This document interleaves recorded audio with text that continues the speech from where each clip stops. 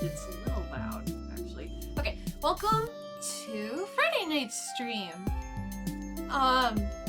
Like how a lot of other Friday night art streams have been, this one's probably just kind of gonna be chill. Off to a great start.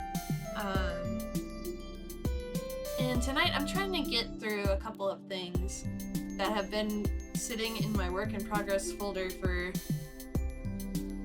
at least 6 months minimum. So I'm trying to get through a backlog of stuff that has been neglected, and today I wanted to work on this drawing of Amiya from Arknights. Speaking of Arknights, man, I should play the latest update. I opened it, I redeemed all the rewards, I rolled on headhunting, and then I closed it. I didn't play anything. And this has been... I'm on and off with the Arknights events, usually. Some of them are great. Some of them I find kind of lackluster compared to others. I actually did not catch any of the latest one. Oh, what was it called? With Zerny and Abenholtz and Hibiscus Alt. I got Zerny and Abenholtz and Hibiscus Alt, but I didn't. I skipped through all the story because I blacked out. Just on, I kind of forgot to even play Arknights for a couple weeks. I was just busy, especially with the holidays and stuff. There was a lot going on, and it was just not crossing my mind to like bother to log into Arknights, right? And I remembered that it existed. I want to say 2 days before the last event ended, so I just decided to grind out the stages as quickly as possible, get the rewards, get the characters, and just move on. And I was pretty lucky with my pulls too. I think I got Abenholtz and Hibiscus Alt in like 25 pulls, so that's not bad. Let's see, is that awful shape? Anyway, how have you been, chat? How was your Friday? Mine was Friday, but it's still Friday. It's a different Friday though.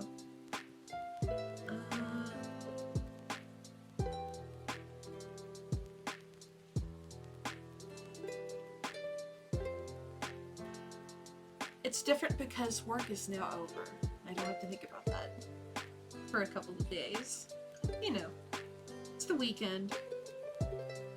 What is the one image? It's been one of those days past the detritus, and it's like a sea pig with a wine glass photoshopped into its arm. My day has been good, just cold. Yeah, mine's been cold and rainy, so I understand that. It's definitely the cold time of year up here in the northern hemisphere.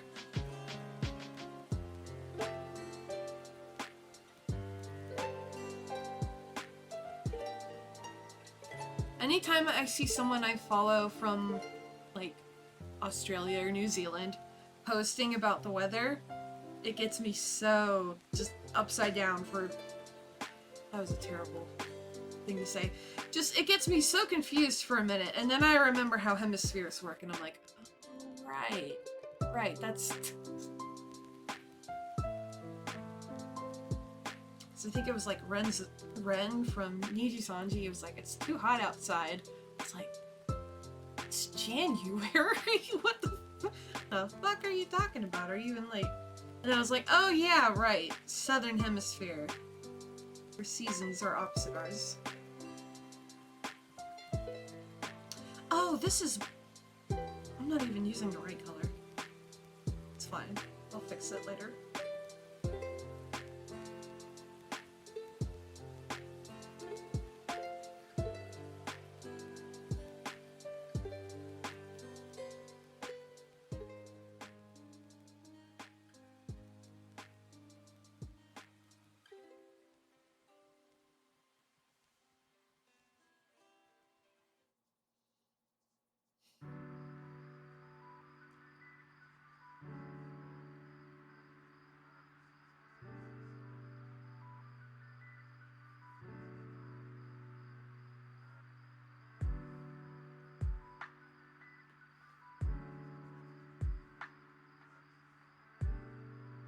Ugh.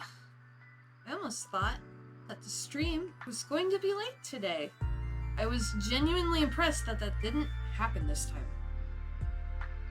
It's just because dinner finished later than I expected, so I had to eat it later than expected. It's not a big deal.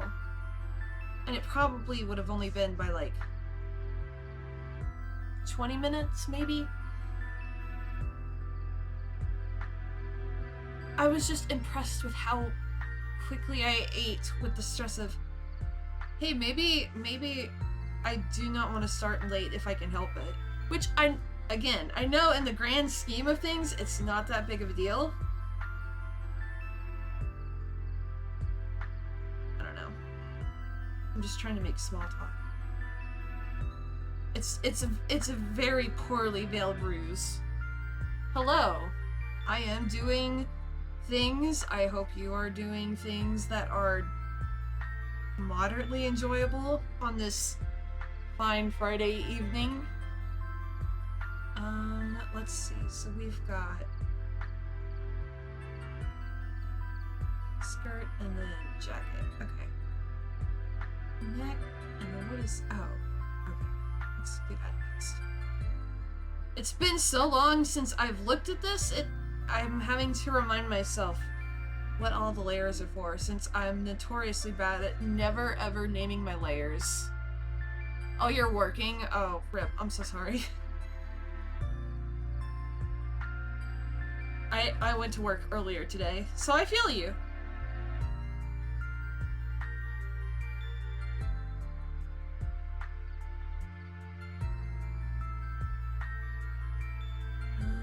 No, I think that's part of it as well.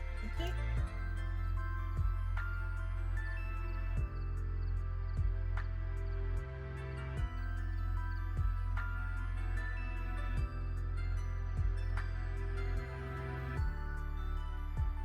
If I'm working on something like, yeah, I'd never name my layers in Procreate. I will in CSP sometimes, especially because when I'm doing like any graphic design stuff, I guess, CSP is where I do a lot of that, and I try to make things as template-y as possible if it's something that I know I'm going to need to come back to a lot. Like how I do my schedules. On those occasions, I will name layers. It's also so much easier to do on a computer than an iPad, because you have to type hands on an iPad, and I'm just complaining at this point. Parents are out for the weekend, which is neat, but I'm probably just gonna go home and play the new One Piece game when I'm off. I mean, if it's what you want to do. Yeah, I save my layer naming energy for where it matters, I think. When I know I'm going to be opening a PSD 1,000 times in a row. Or when I drew my model. I labeled that. That helped. But that was so many layers. And if you are a fan of the... what year was it? 2001 film Shrek? You would know that onions, they do have layers.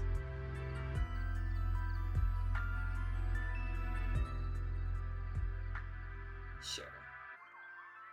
We'll start with that as a base color and go from there.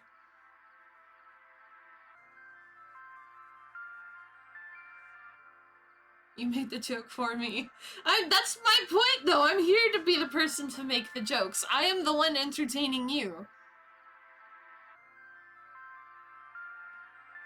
I'd be a charlatan of a streamer if I wasn't the person making the jokes for you. Or at least being the butt of the joke, I guess. But that's a lot easier when I'm playing video games. It's a lot harder when I'm drawing. Okay, joke teller. I'm sorry.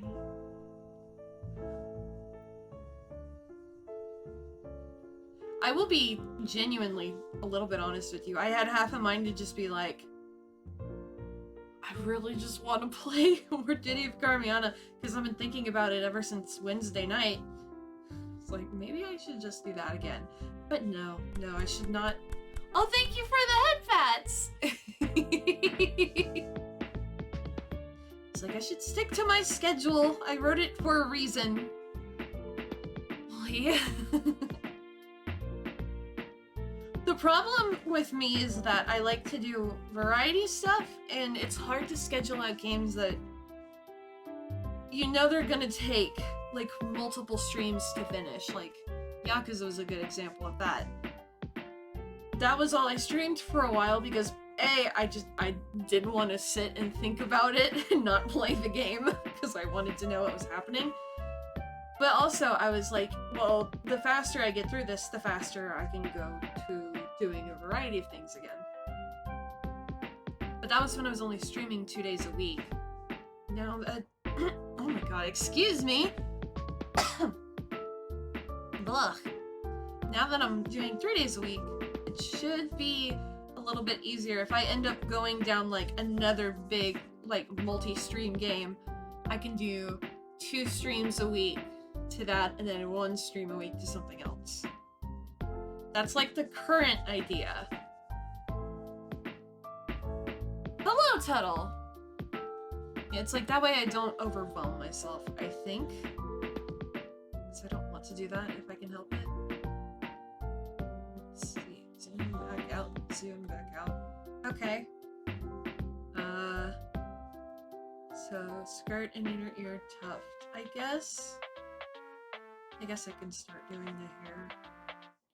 Take off every other layer for that one.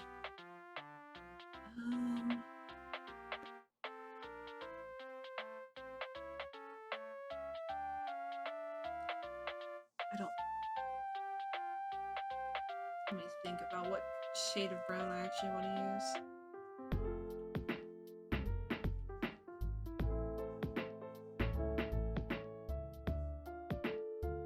That one looks nice. And then we've got like the idea of doing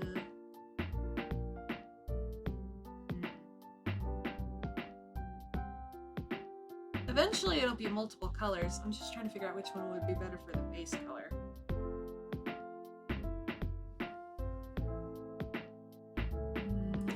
Picture that's not all scrunchy on my iPad.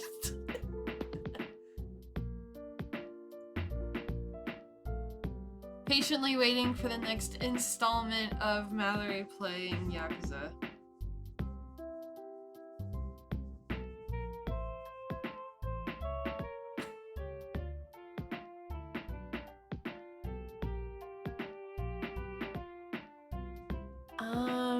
Oh gosh, yeah, let me look at the Nendoroid. That would be a good...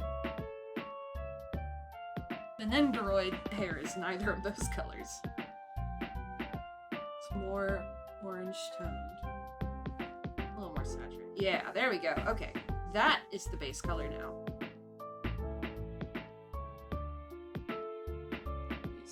We'll grab colors for shade and highlight later. There we go, there we go. Problem solved.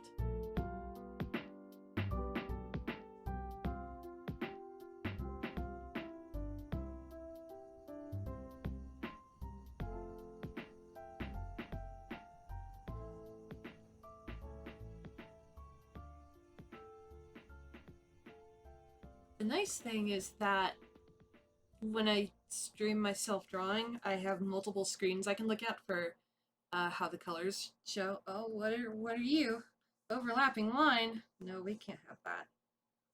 No, sorry.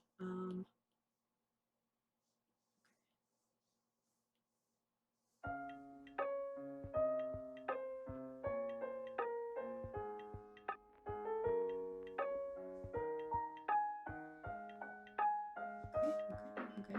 Alright. There we go. Okay, that's much better.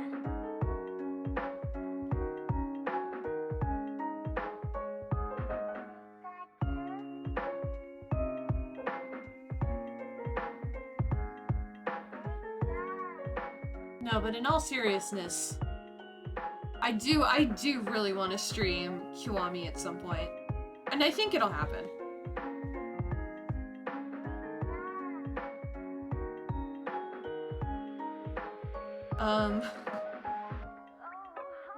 I need to know.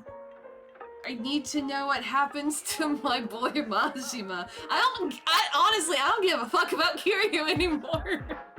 I need to know what happens.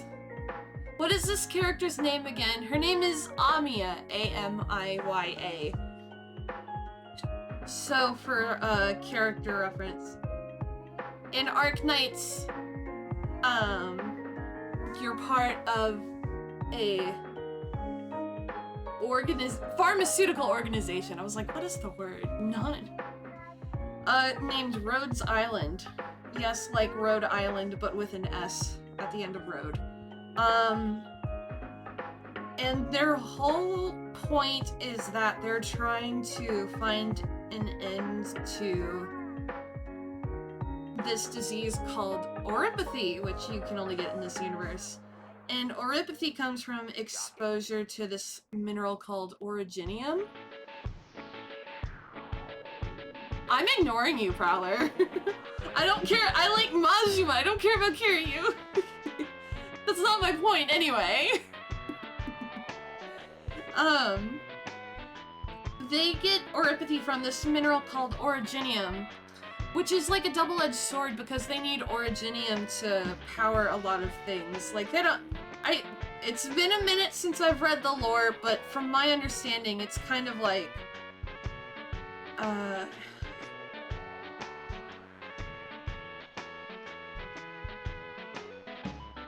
can't think of a good comparison. I'm gonna be real with you. Yeah, my knowledge of this game is limited to anime girl pretty. That is like one half of it, and the other half of it is just...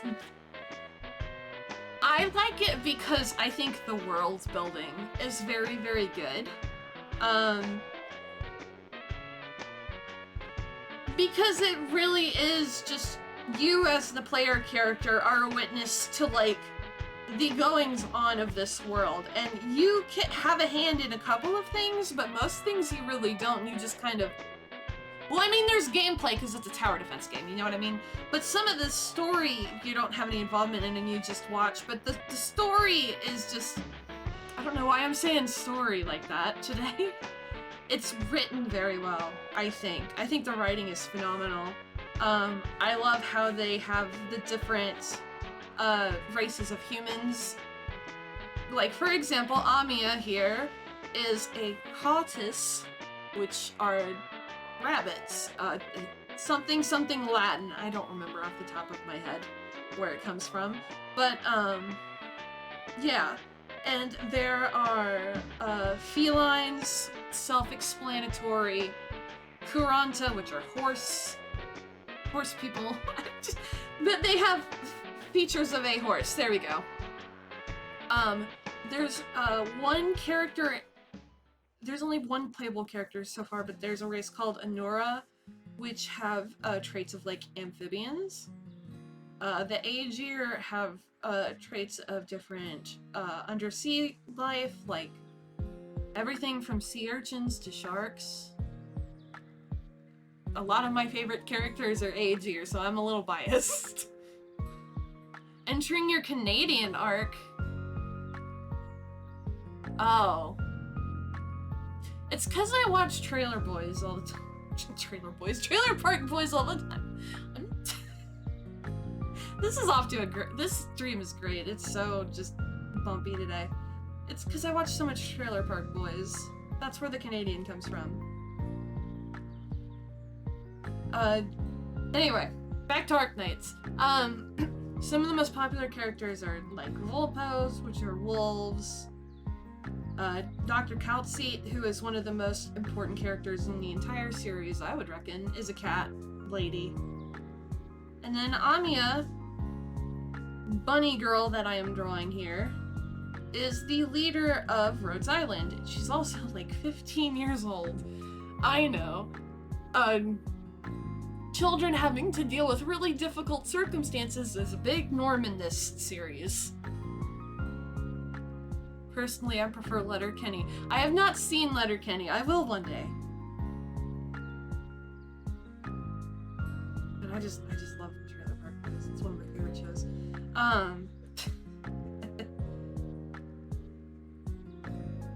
Some of the stories are really lighthearted, and they'll have like a little bit of some drama and stakes to them.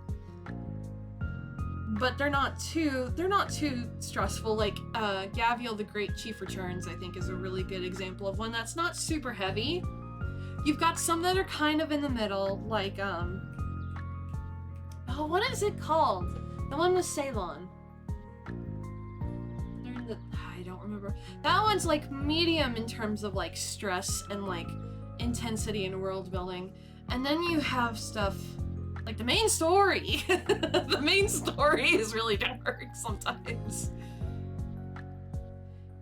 It's sad because I'm Canadian and live in a trailer park. I'm so sorry.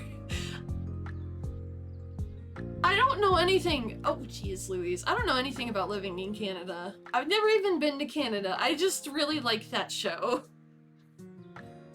The episode where Bubbles gets to meet Alex Lifeson is probably my favorite episode. I'm gonna be real with you.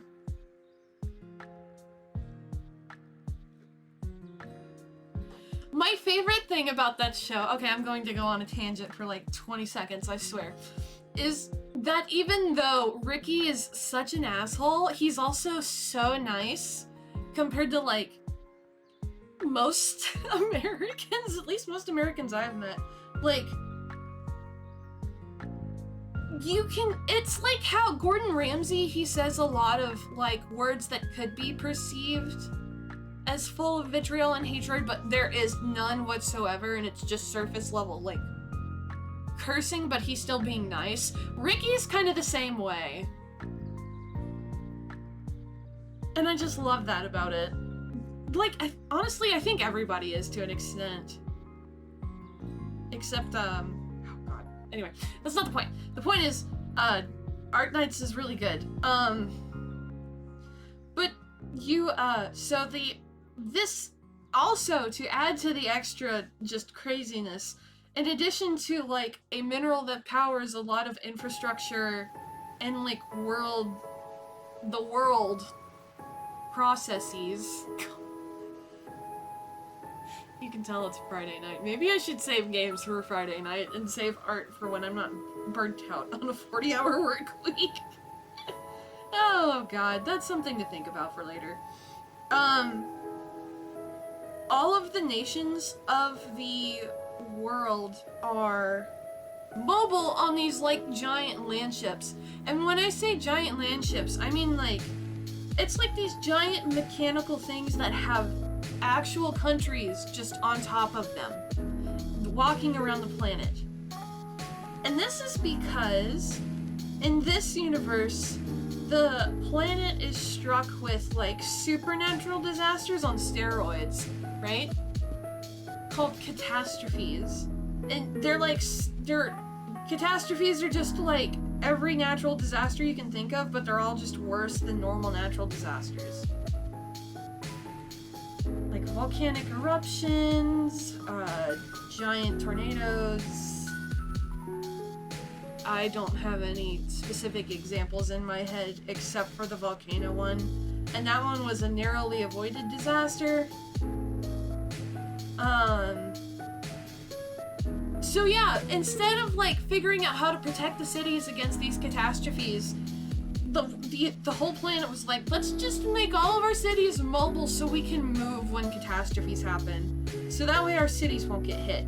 Literally, that was the more obtainable option than protecting your cities against the catastrophes. So, yeah, it's a little strange. Somehow that seems even more difficult, but okay, I know. The part for me that I still don't quite understand, and if anybody does understand it, they're welcome to explain it to me, is how the states that border the ocean work, like Iberia? Like, does Iberia just prowl up and down the ocean? I've never quite understood that, because, all of the nations kind of, sort of have little bits of... They have inspirations from modern nations and parallels and stuff. They're not 100%, but you can see them. Iberia has a lot of parallels to Spain. Like, they have the Inquisition. They just straight up have the Inquisition. That's a more blatant one. There are some, like some that are more just, like, inferred. But then Iberia is just like, no, we have the Spanish Inquisition.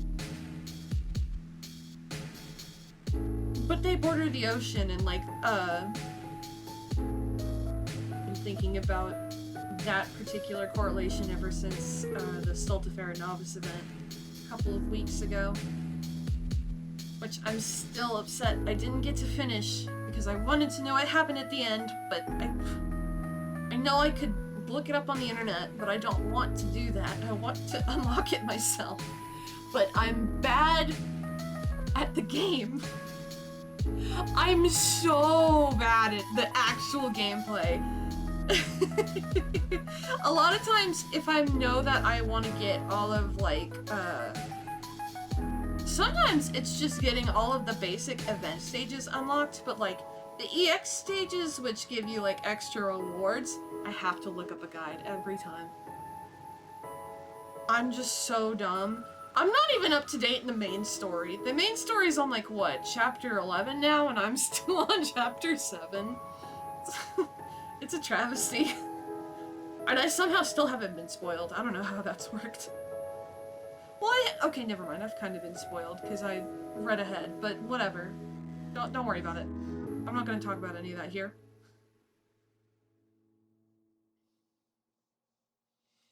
But there's a wide variety of characters, so, like, it's one of those series where, like, everybody's gonna find someone they like. I don't know anything about League of Legends, but I guess League of Legends is like that because there's so many characters. There's not as many characters in Arknights, but there are a lot of characters to choose from that have, like, different builds of the same classes. You know, you get me. But it's tower defense, and I'm bad at tower defense. I'm awful at tower defense. I'm a nightmare at it. I honestly have never spent a lot of time on a tower defense game until I picked up Arknights. Because, a lot of times, if there was a genre that I had never played before, or, like, because, you know, when I was growing up as a child, mobile games didn't exist because cell phones were either non-existent or rudimentary.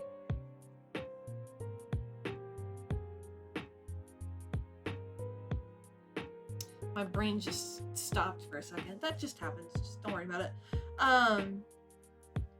You know, you were limited to, like, the games that you could get. Like, you had to purchase cartridges, CDs, what have you. That's what I'm trying to say. And as a kid, I did not have a job. I could not buy them myself. So I had to, like, pick my options wisely. So for me,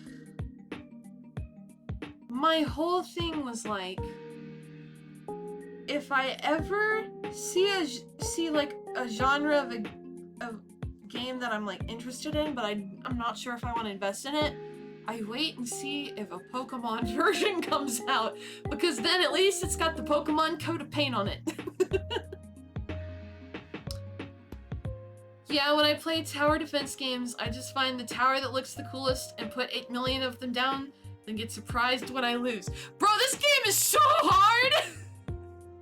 Like, I think I've spent like 10 minutes of my life playing Plants vs. Zombies, and I didn't think that was too bad. Arknights is hard, especially because with the event stages, they come up with all these... There are different mechanics in a lot of the event stages, and you have to figure out how to overcome them, and the boss enemies are bullshit. That's why I can never beat...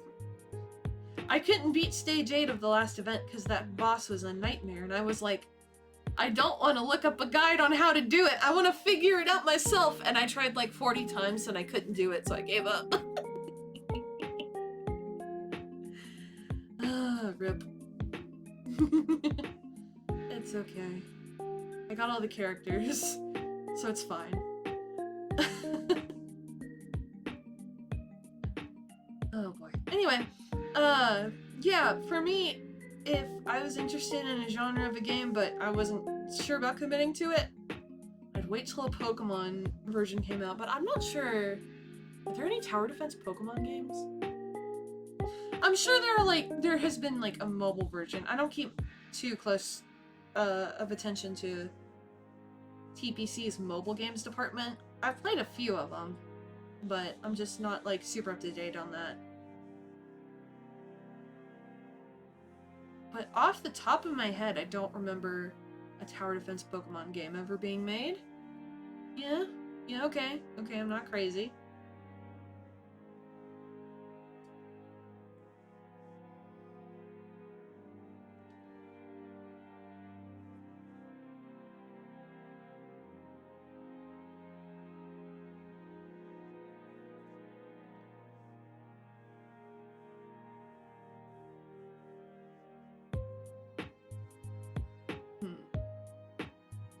Yeah, so Arknights is my major tower defense experience, and I don't feel like it's a game for beginners.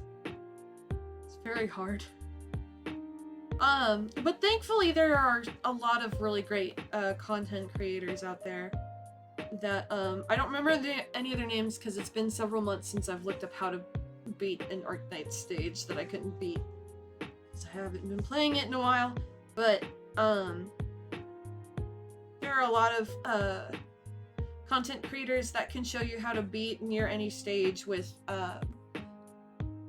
basic units that the game gives to you for free that you don't have to do any gacha anything for.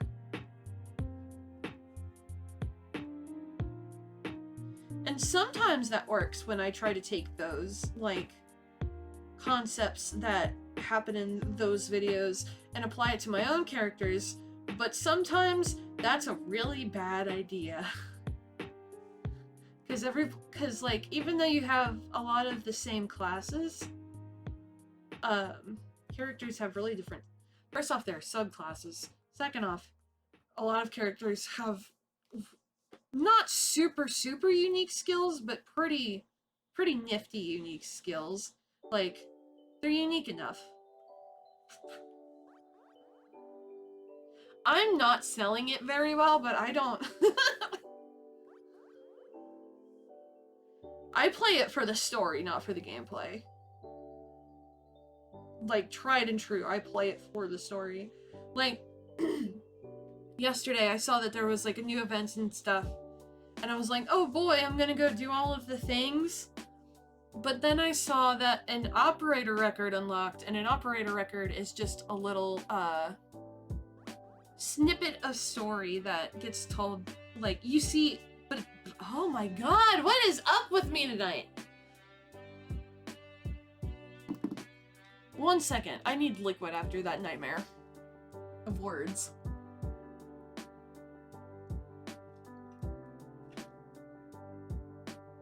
Now I don't even know what I was saying. It's fine, it's not that relevant. It's fine. I play that Konosuba gacha game. Mostly because it's pretty generous to free-to-play. Nice. And it's something to do, but some bosses are annoying. Game really likes to only hit the same character over and over. Then I can't get 3 stars because someone died. Yeah. I have not played a ton of... I know a lot of hate goes towards gacha experiences in general. I don't have a ton of experience with gacha games. I think... I don't know. I know the one game that I'm having a hard time remembering on if it was an actual gacha game or not. Disney... you know Disney Tsum Tsum, the plushies? There was a puzzle game for that I used to play all the damn time. And I think there are gacha elements to that, but I never touched any of that stuff. I think I spent $1 on it. For like one of those like first time user packs. Anyway, that's not the point. My first big gacha experience, I think, was...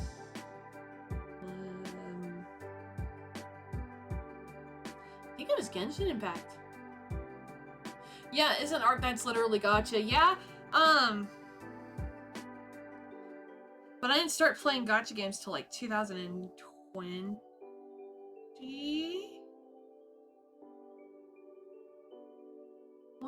did I start playing? 2020. I think, yeah, the reason I started playing Genshin, which is the one that introduced me to a lot of these games, is because everybody had to stay at home a lot, and I saw an ad for Chi-Chi and thought she was precious. And that's what led me to Honkai, and then that's what led me to Arknights, and now here we are. But some gacha experiences aren't bad. I feel like Honkai is pretty alright. Genshin's is a little is more on the irritating side for me. Why am I using technical pen for this? What am I doing? Oh my god. Ignore me.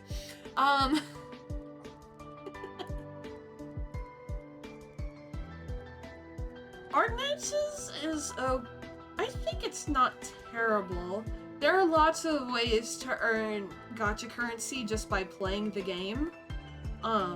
Events are pretty generous with the rewards as well. So I don't honestly, like, it's hard to farm for all of the characters, right? But in terms of like getting free gacha pulls, I'd say it's pretty good. My biggest, for me, the one gacha game that I played and I was like, alright, this is ridiculous, and I sat it down and never picked it back up, was the, oh boy, Touhou Lost Word. The Touhou gacha game that, I think Good Smile publishes.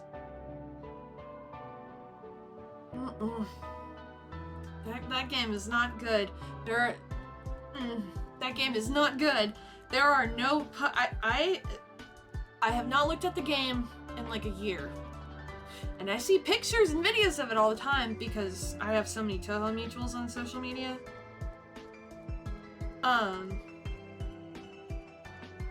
But at least a year ago, as far as I know of, there were no published gacha rates at all. And there were no, like, guarantees or, like, knockouts or anything like that for a lot of their banners. So you could roll... Because, like, so example, Honkai, for, like, your S-rank characters, you have... If you don't get that S-rank character in, like, 90 rolls, you are going to get it. It is a guarantee. Genshin has the 50-50, where it's like, once you hit 90 rolls, it's a 50-50, you get the specific character for the character banner, or you get a standard 5-star. I swear, I would save up all of my gacha currency in that game, and it was not easy to get gacha currency in that game, if you asked me. And I would do like 300 pulls on one banner, and not get the character. Like, it's that egregious. And the banners have really, really short time spans, too. So, you're pressured. There's like and there's a super... Anyway. That game has a lot of problems. But the biggest one was the gacha implementation, in my opinion. It has some other problems that I will not comment on. But the gacha system in that game is outrageous. And then apart from... I think those are the only gacha games I've played. Arknights, Honkai, Genshin, and Touhou Lost Word. I was like, what was I just fucking talking about? Is that a fold shape? I think it is. No, it's not. Oh, don't do that to me. Oh, hello. I see it now.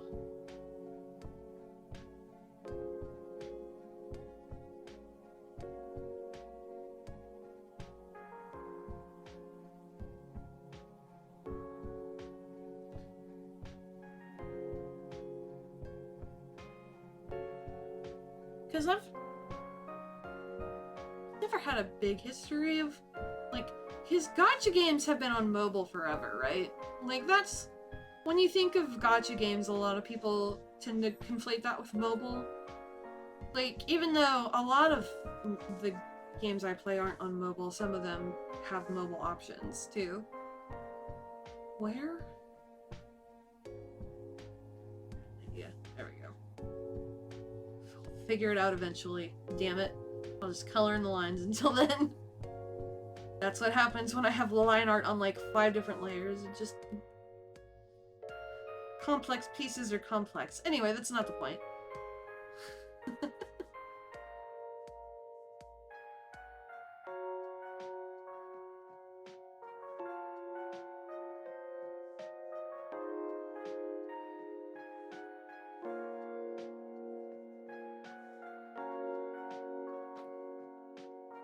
But when I think of mobile games, for me, growing up, it was always those, like, tap rhythm. Those like, rhythm tapping mobile games. Like back in the iPod Touch days, there were a bunch of them. There was, like, a tap rhythm, but it was all Lady Gaga. There was a tap rhythm, but it was all Coldplay songs. A lot of them were just for specific musicians because virus and threat protection, go away. Like, I guess that's just how the licensing worked or whatever. But I played those games a lot. And there was another one that I had on my Zune, because I had a Zune back in the day. If you don't know what a Zune is, it's basically an MP3 player. It was kind of like Microsoft's answer to the iPod Touch. They were pretty similar. I preferred the Zune because it was a lot, like, the iPod Touch was, you know, really skinny. Like, it's skinnier than an iPhone, I think. And it, I don't know, to my middle schooler, high schooler hands, it felt really fragile. So I like, oh shit, no, don't do that.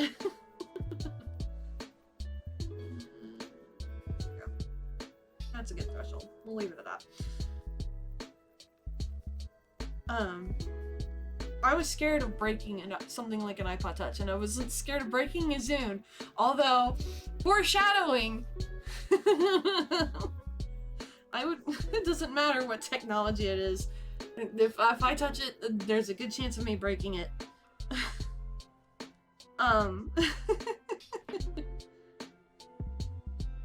had, like, the first generation of Zune, and I cracked the internal screen. So you know how, like, a lot of, like, our touchscreen devices these days, they have the exterior screen, which is made of glass, and then they have the interior LED screen. I cracked the LED screen of the inside of my first generation Zune. And, honestly, I think if I could find it, I think it's still at my parents' farm. But, I'm pretty sure it still works. Like, 'cause it worked. You just couldn't, see yourself navigating the menus because the screen was cracked. And so you had to just kind of, like, guesstimate where you were going. And basically, I could put it on shuffle all artists without seeing the screen. So I could just shuffle everything that was on there and listen to it for, time afterwards. And the reason I was using my cracked screen Zune is because after it broke, I had saved up money and then I got it. I got like a second.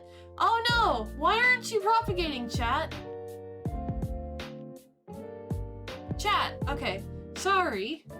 Don't you chat pause do to scroll me. I was like, wait, what? I looked down and I was like, whoa, chat stopped working. Sorry. The only time I've gotten a crack on a phone, it wasn't even my fault. Somebody purposely knocked my phone out of my hand twice. Twice? That's just rude. That's not cool. It's not... No. That's not nice. That's not nice at all. Rip to that phone in particular. But after I cracked the interior screen of my first Zune, I bought a second one. And then at the oh my god. I'm about to out myself as an embarrassing fool child. I was in middle school at the time, I think. And I was on, it was like I was quote unquote dating a boy. It was like my third boyfriend ever, right? And he gave me this like bottle of like orchid scented Bath and Body Works lotion at school one day. And I put it in my purse. Because I didn't put it in my locker to think to take it home later. I don't know why. I put it in like my middle school purse, right? Because, you know, middle schoolers in the 2000s, they had to have purses. And like by the time I got to like 7th period, like everybody was like, what is that smell? Like it's super strong. And eventually I realized it and I was like, oh my god, it's that lotion. Insert boyfriend name here, gave me, and it exploded in my bag and it ruined my second Zune. And I had the second one for a shorter amount of time than I had the first one.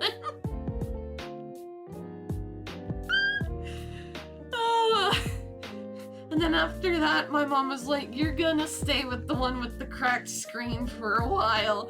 And I did.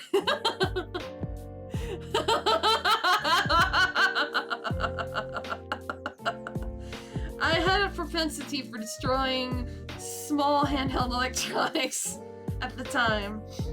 Oh.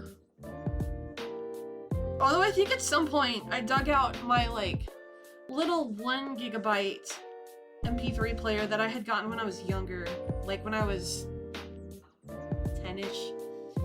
And I ended up just completely filling that instead, because by the time I was like 13, 8 gigabytes was not enough for me. It's like, I at least need something that's 16 gigabytes.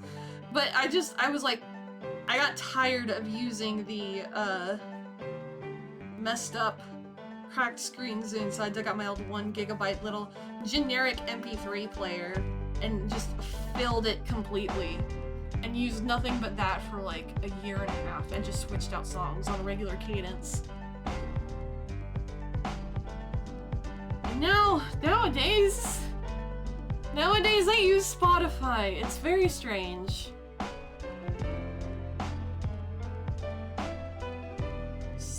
The times, insert Bob Dylan voice, the times they are changing. Exit Bob Dylan voice.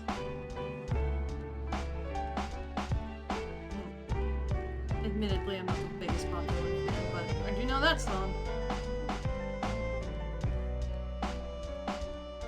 One time I wrote a report on Bob Dylan, not because I liked his music, but because in school we were only allowed to use a specific subset of people to write a paper on, and Bob Dylan was the only musician I could choose.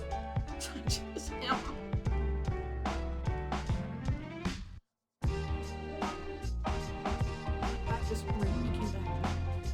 I'm literally a walking Wi-Fi jammer. I walk out of my room into the living room, and damn near every time I had TV shows turned off. Okay. I can also barely ever get Wi-Fi in places where everybody else can. That's a curse. That's. See, in the 1990s, the curse would be like you break every VCR and Walkman. Now in 2022-3, it's 2023 now. The curse is Wi-Fi jammer. Oh my goodness.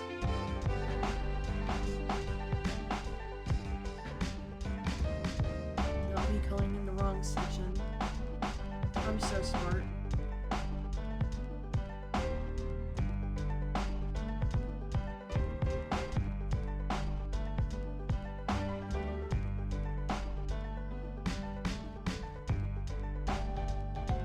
Man, you know, if I ever... This is a random thought. All the Wi-Fi having power went to my sister. She gets Wi-Fi everywhere. Gee, Mom. Or wait, no, fuck, that's not how the quote goes. Gee, Bill, how come your mom made you the Wi-Fi? Wi-Fi router just beeps in response. It's like, gee, Bill, how come Mom lets you have two wieners? But it's terrible. Anyway, random thought that popped into my head. But if I ever end up being part of a fucking streaming VTubing group or whatever, like, you know, some people have corporations, some people just like make little groups or whatever. I would want to do a book club. That'd be neat. I thought you and Ash were gonna go down to the beach to do a little training. I need a motivation to read more books besides watching. I've been watching a lot more book YouTubers lately in an effort to either at least compel me to start reading or at bare minimum think about it. Because I've been trying to get back onto reading like not manga lately. Like I read manga regularly. Right now I'm reading through the Captain Harlock manga for the second time. But normally, it's been a minute since I've read anything that doesn't have any pictures. Which I was a voracious reader as a child, and I wonder if that's because, like, me not reading now is, like, that like, child innate urge of, like, I must read all the books is gone. And also, there are so many video games now. Reading is very all or nothing. Read nothing for 2 years, then read 5 books in a week. I feel like I am the same, and I feel like when I read books, it kind of consumes my time and I don't get anything else done. At least with, like, art and games, I've got, like, a better hobby-life balance. You know, you need a hobby-life balance similar to your work-life balance. But reading, I've always been bad about it. And it's bad even when I read manga. I will sit there, and then I think 20 minutes have passed, and then it's 3 hours have actually passed, and I've read way more than I planned to. It doesn't help that I read quickly, either. So, that's part of the reason, but I feel like a book club would be a good motivator for me to, like, read it in sections and not all in one night. Especially because I have physical copies of books I've been meaning to read for like 1 or 2 years. Like, I have a copy of Annihilation by Jeff Vandermeer that I've been meaning to get through forever, and I haven't. So yeah, I think if I'm ever a streamer group cheap, I don't know if that'll ever happen, but, or maybe if I ever do like a fucking Patreon or something, I don't know, do a book club. That'd be fun. They made us read To Kill a Mockingbird in school and I got an 80% without even touching the book. Oh, I love To Kill a Mockingbird. So, real talk, I read every book I was assigned in school except for one. The one book I did not read that I was assigned in school was Great Expectations by Charles Dickens. Because Great Expectations by Charles Dickens is the most boring book ever. You know, Total, it could... I get why you'd say it's boring, and I think part of it might... That book has such strong relevance in the American South, and, like...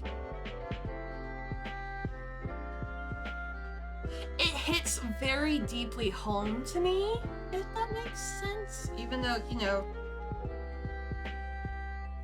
I'm just some random white farm chick sheep girl from the South. I don't know. It's a very important book. I don't know how to explain a lot of it without either doxing myself or, like, spitting out some, like, analysis level stuff that my mind is not at a point where it can probably handle it. But I'm a big fan of that one personally. And I love the film as well. I thought the film was great. I like Harper Lee, and I really like Truman Capote. I honestly like Truman Capote more, and if you don't know who that is, he is also an author, and he is a good friend of Harper Lee, who wrote To Kill a Mockingbird. I had to read To Kill a Mockingbird freshman year of high school. If you're a fantasy person, if you strive way heavier into the fantasy genre, that makes sense. I like realistic fiction, so I get that. Freshman year we had to read To Kill a Mockingbird, and then junior year we had to read In Cold Blood, which is by Truman Capote, and that was one of those like game-changing books for me in school, where like I feel like my brain unlocked extra areas. Like once you've unlocked like certain points of a map in a video game where they just started chugging up and working like when they had never worked before, that book was like a transformative one for me. And it's fictitious, but it's also not fictitious. I don't quite remember. It's been a long time since I've read it, so I don't quite remember. But like how much of it is fiction versus how much of it is real. But it's based on a real life murder, but the point of view is constantly jumping between the murder investigation and what the actual murderers are just up to and what they're doing. And it's like a great like dichotomy of like the aftermath of such a harrowing incident. And it was, even though you knew who was doing it, even though you knew who committed the crime, it was still a very compelling story and you wanted to know what happened. Anyway, love that book. Can't recommend it enough. Very good. More just drama, slow, no comedy, slice of life kind of stuff. Have you ever read some like Les Mis? Just that description makes me think of Les Mis in particular. I don't know why. Sorry. Unwind. I've never heard of that one before. I read Les Mis my senior year of high school. I read the whole thing in like 2.5 weeks. And I would never ever recommend trying to slam out reading Les Mis in 2.5 weeks, by the way. It's a good book. I would not recommend reading it that quickly. I did not sleep a lot, but I did it to win $20. Because, you know, I was in high school. And I went to public high school, you know, America.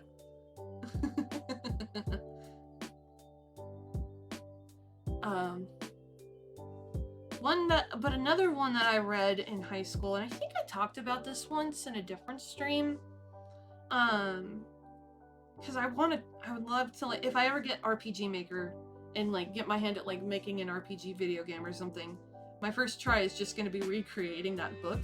It's not a book, it's a novella. There is a difference. It's a novella called Ethan Finch by the novelist Edith Wharton, and it came out in like 1911.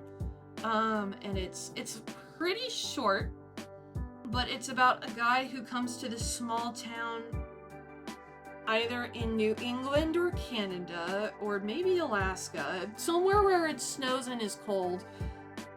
It's, again, long time since I've read it. I should really pick up a copy and read it again. Put that on my to-do list.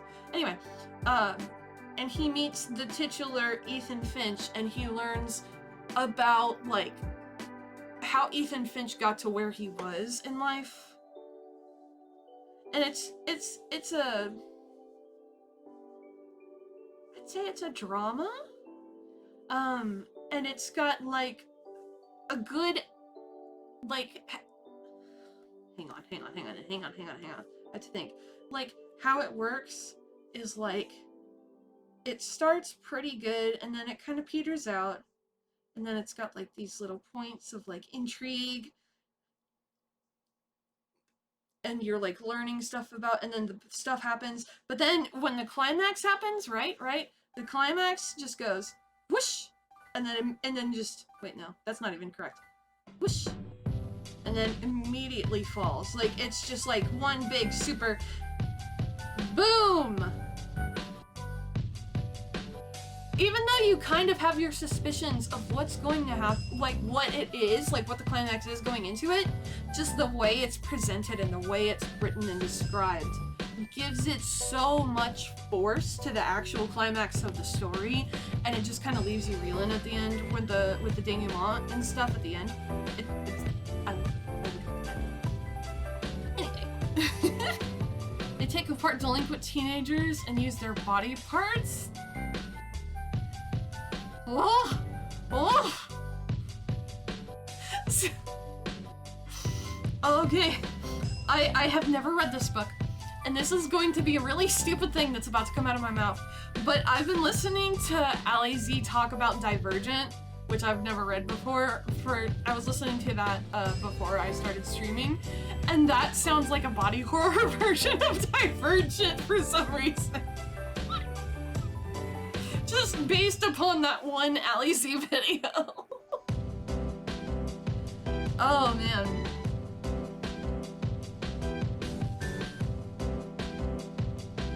That's... Man, sometimes when you get those adult subjects in school, they're a little bit scarring, but at the same time you're like, maybe it's okay that I read this.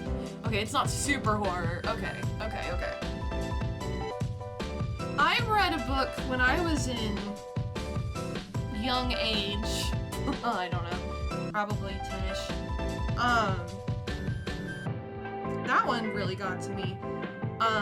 It's called The House of the Scorpion by Nancy Farmer. Hang on, I gotta figure out what layer I'm doing next before I continue. I cannot talk and pick out layers at the same time. Try the left hand. Oh, go ahead. Not that sketch. Okay, let me do this next.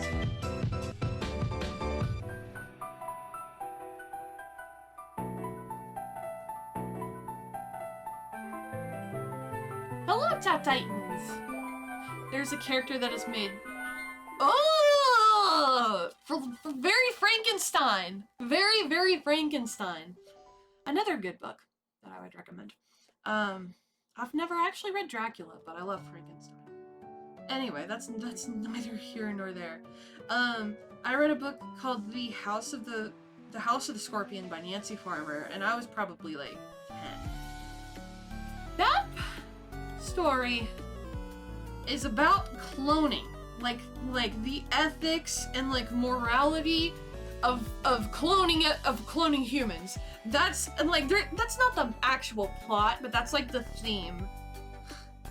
And I remember, like, it didn't faze me when I initially read it. It's a pretty dark book.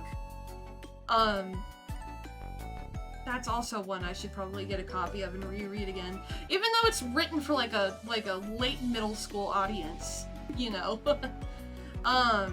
It's about this boy named Mateo, and he grows up on this farm and stuff, and eventually he finds out that he is a clone of this guy whose name I cannot remember, but it takes place in Central America, so everything is in Latin American Spanish, like all the names and places and such. And he finds out that he's going to just be something stem cell genetics, use your body to make the original live forever, something. It's been a long time since I've read it. But he tries to, like, find his own sense of independence as, like, not a clone of a guy whose name I can't remember, and I think he's, like, a drug lord or something. For a book that I say I really like, I can't remember it very well. That's really funny. Oh boy. But yeah, that was one of the very first books I read that was like, I feel like this is going to be one I will remember for a very long time. that was kind of how that book ended up being. And it's true. I still think about it, and it's been so many years since I've read it.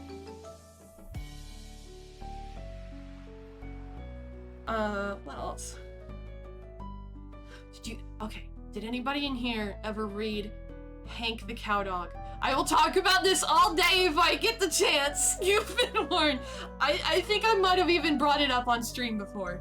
I wouldn't be surprised. I love Hank the Cowdog. Hank the Cowdog's one of my favorite kids book series. Love it. Love it. Could not get enough of it as a child. It's a kids book series. It's meant for children. And it's a series with a lot of entries like Bailey School Kids. I don't know. One of those book series with a lot of entries. Hang on. Did my music just... No, it did not. Okay. Cool, we're good. And it's about this cow dog on a farm, and his name is Hank. And he gets in all these goofy-ass adventures. Oh, this is just like this is a set of like, Pokemon remixes. Not creepy enough? It's Major Key! It's if Lavender Town was in a major key instead of a minor key, because, you know, werewolf romance novels. Oh, like that stuff that, oh, what the fuck is her name? Lindsay Ellis talks about, like the ABO lawsuits with, all the women with, pen names. Every time of those werewolf romance novels. I can understand reading them for laughs. I get that. And if it's for laughs, I don't blame you. But you know what, if that's what you're into, that's fine as well. But I just think of the Lindsay Ellis videos with the lawsuit, and that particular stuff I found really funny. Like, someone claiming that they owned the concept of hetero alpha beta omega romance. So funny to me. So outlandishly funny of a concept. If you've never seen those videos, I would highly recommend them. With Lindsay Ellis on YouTube. She's only been around for 10,000 years. You're erotica, but you read them for the story. Yeah, I assume with stuff like that, you can just kind of skip over the smut. Cause I haven't read a ton of adult romance, but in my experience, you can just choose not to read the smut, and you don't lose any of the story parts. But most of my romance novels are that I have experience in reading are YA. Because I read a lot of YA romance and I read a lot of fan fiction romance. Those are my two major experiences with like the romance genre. I am not an expert. But yeah, Hank the Cowdog is a dog that goes on adventures, and there's another cow dog that is his best friend named Dover, and Dover is an absolute moron, and they piss off their owners, but they also save them. There are these coyotes who are evil and keep showing up. Like the one that has the plot that I remember the best, and it's the reason that I always reference the coyotes is because the coyotes are in it. It's they have to trick themselves. They have to trick the coyotes into letting them escape because the coyotes want to basically like kill the dogs, which is really intense for a kid's novel. But the way they get out of it is they tell the coyotes, "Oh yeah? Well, I bet you can't escape the deadly ha-ha game." And they're like, "What the fuck is the deadly ha-ha game?" Although, you know, they don't say fuck because it's a kid's book. And they were like, you have to... So the first person says ha, and then the second person says ha-ha, and you add on one more ha, and the person who can't continue loses the game. And they're like all serious, and they start it. And eventually, like... You can kind of get the point that eventually the coyotes just start genuinely laughing. and they laugh hard enough to where they're doubled over, and then Hank and Dover escape, and that's like the main plot of the book. Oh, God, I love my childhood reading days. Please bring those days back sometimes. I was so carefree as a child, and I could just read books and not care about bills. Oh, man. Read another series called The Darkest Minds. I don't think I've heard of that one either. Just more things. I used to have a Goodreads account when I was in college. I haven't touched that thing. It's probably not even up to date anymore. Recently, I've been trying to watch movies of books that I've already read. Like, a couple months ago, I finally watched the film for Girl Interrupted. Boy, howdy, that brought back some unpleasant memories. That book was hard to get through, and that movie was hard to get through. I don't even know what some other ones are.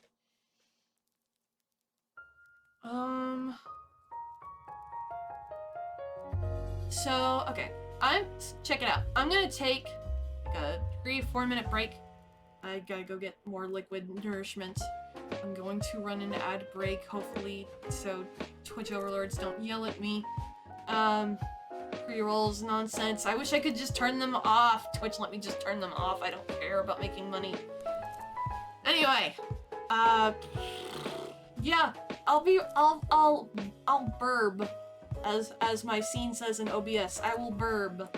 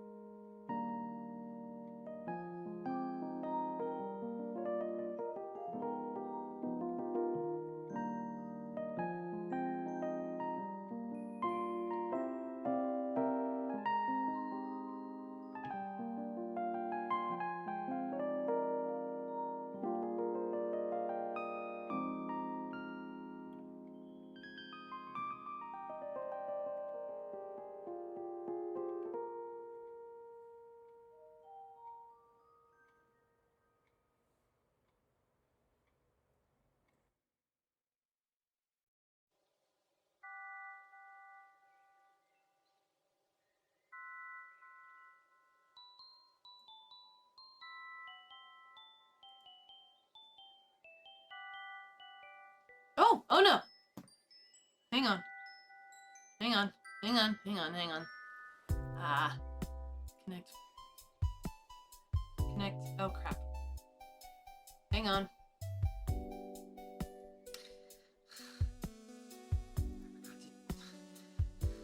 I was like, it won't disconnect in like the couple minutes I get up. What does it do? Disconnect in a couple minutes if I get up? That's fine. That's fine. Okay, we're good now. Aye. Anyway, hello, I'm back. Sorry for the unexpected technical difficulty. That's why I have the technical difficulty screen. That's why it exists. So if I have technical difficulties. Yeah. I'm back. Notice most of the books I read are on the run books or some kind of isekai. Bro, do you know what I saw on the internet the other day that blew my absolute gourd? Futurama is an isekai. I wanted to throw my computer at the wall. Futurama's a fucking isekai! It really is! What what was it, like the alternate title was like, I was frozen for 1,000 years and all I got was this pizza delivery service job? Or something, or delivery service job. Never watched it. Oh man, that's totally fine if you haven't. I understand. It's a childhood of mine. Like, you know, a lot of people grew up watching The Simpsons. I did not. I watched a lot of Futurama as a kid. Let's see. Okay, those are just on one layer. Let's do one for all the metal, or all the shiny stuff. Let's change the background color just a tinge. There we go. Basically the premise is, the main character is, New Year's 1999, because of course, is delivering a pizza to a cryogenics factory, accidentally falls into one of the cryogenic chambers and is frozen for 1,000 years.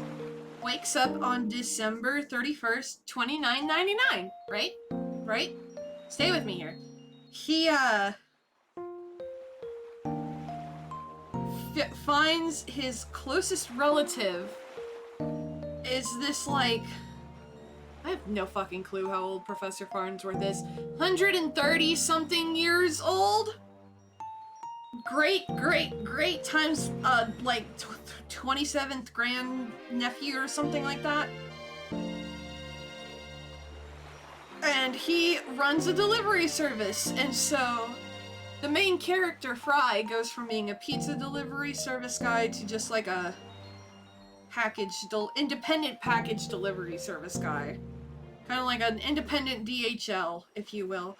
And he meets his two best pals, Turanga Leela, who's a Cyclops. She has one eye. She is a cop at the beginning of the first episode, but she quits to join the delivery crew. And then Bender, who is the best, everybody's favorite character, and he might be my favorite too, but there's more characters than just him. Shush. He is a robot that bends girders, but he doesn't want to bend girders anymore. So he joins the group. And then there's Amy, who is, just a rich university student girl. There's not a lot to Amy. I mean, she gets her boyfriend pregnant. Her boyfriend's an alien. It's a whole thing. No, wait. I was looking to Leela. Leela did it, didn't she? That's right. Anyway. There's Dr. Zoidberg, who is the actual favorite character. He's the one that goes whoop, whoop, whoop, whoop, whoop, whoop, whoop, whoop. He looks like a lobster, kinda. He's the best. I love him. I watched iCarly and those kinds of shows. The older ones are pretty good. Most of the current ones are mega dog shit. From Mars. Yeah, Amy's from Mars. They own... Aren't they like ranchers on Mars? I think they are. They own like a shitload of like the land on Mars and stuff. I'd never seen a singular episode of iCarly in my life. I have never watched that show. I have watched Disney Channel shows. They were never my favorite. Disney Channel was never the one I gravitated to. Unless there were a couple shows that I really liked. I liked The Proud Family. That one is probably my favorite show that was ever on Disney Channel. I watched the Lilo and Stitch TV show. That was mid. I watched, like, the first season of Sweet Life of Zack and Cody, and then stopped watching it. Oh, the Casino! Maybe it was just one episode where they go to a ranch, because I just remember Amy's dad with a cowboy hat on for some reason. I don't know.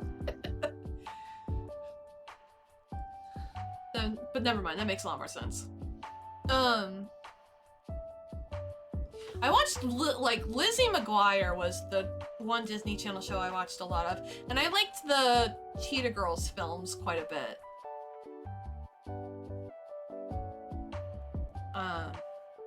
And then I watched that Defunctland video on where who made the dun dun dun dun, and that was such a good documentary. That was so good. And I compare that to the Roblox Oof.mp3 documentary from HBomberGuy, and I think those are like two amazing documentaries to watch one after the other. To just be like an incredible dichotomy of like, they both come from like, well no, actually no, I'm full of shit. One of them comes for a true love and appreciation of like the craft and the people behind it. And the other one is HBomberGuy, just being HBomberGuy. But oh my god. Those are so, oh boy. Man. Amy's family owns a lot of Mars, and a casino is one of the properties. If you own a casino, bro, you've got, well, most of the time. There are exceptions to every rule, I think. Except maybe the laws of physics. But if you own a casino, you have probably got some money. Just saying.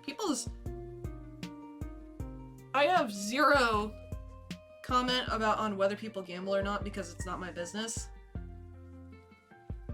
But it is something that people want to do. So, like, it is not a risky... It seems like it's not a risky business once you get past the startup costs. It seems like a high startup cost venue thing. And also, you know, it's not legal everywhere in America and some parts of Europe. My humor is pretty dumb. I remember laughing at this one scene where they drop a chocolate bar up the side of the building and it shows it splat. I know one single joke from all of iCarly, and it's the part where iCarly's like, "What you got there?" And the man who has an ostrich also has a smoothie in his hand, and he says a smoothie. That's the only joke I know from all of iCarly. I was too old for that show, I think, when it premiered. I watched the one live action show that I remember liking as a kid was Ned's Declassified School Survival Guide, because I was like, this is going to be the most important show for me going into middle school, because I think it came out before I was in middle school, and then middle school is not like that show at all, you know. But I mean, my god, that show had some fucking stellar performances on it. Loved that show as a kid. Yeah, it became a meme, that's the only reason I know what it is! I will not lie, I only gamble in a few games. I have one gacha game where I pay for gacha and that's it. Wait, what the frick?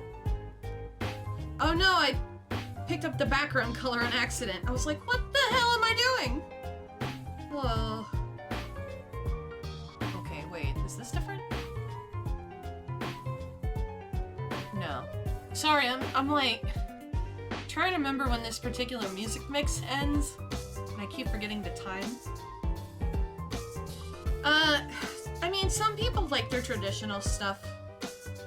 I mean, I know I have people somewhere in my family that like, enjoy that stuff.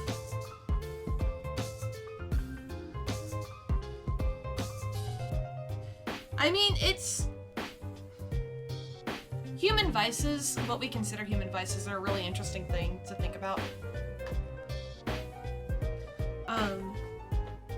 Like, they're so often considered to be bad things, but yet they're things that humans constantly come back to. I don't know.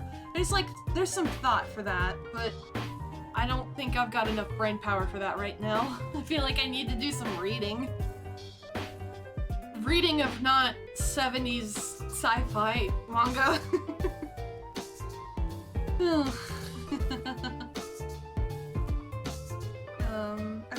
Okay, let me see. Let me just stop dragging the screen around and see what all I have mapped out so far. And clear the sketch layer. Okay.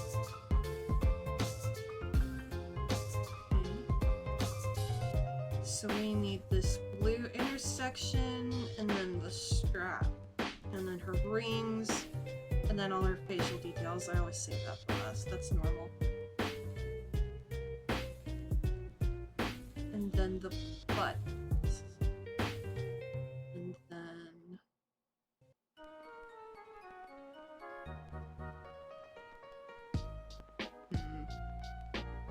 Oh yeah, and then her anklet and stuff. Okay. Got it. No. Please, thank you. Sometimes it's nicer if you talk to it. Show the art program, no hostility or aggression.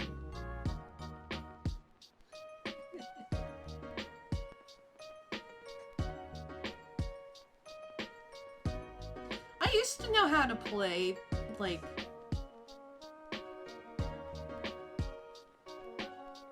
I think it's called blackjack. I don't know.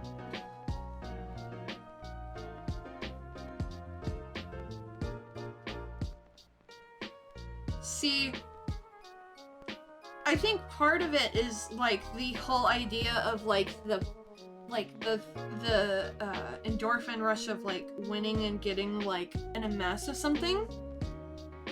And I think that same kind of idea can be seen in like again, I am an American and my views are very America-centric, but like the stock market, like playing in the stock market, or like these get-rich crypto bullshit schemes that I keep watching CoffeeZilla make videos about, you know?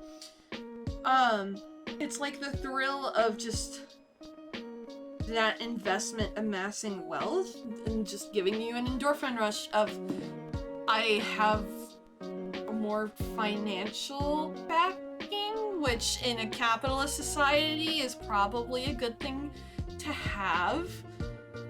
I'm choosing my words carefully. Trying to be thoughtful about it. It's like the same idea from like doing gacha pulls or whatever. And sometimes it's just plain dumb luck. Sometimes sometimes you need some skill, and like you need to understand very much the mathematics behind games to do that sort of thing. I took a mathematics of games class when I was in college. That was neat. We learned a lot about like probability and stuff, and a lot of those concepts are used in gambling.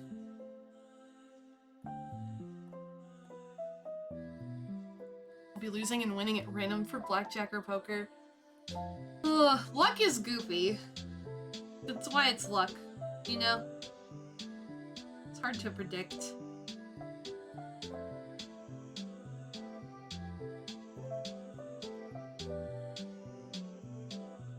Okay. Oh, wait, no. I need to fix that. Don't do anything else.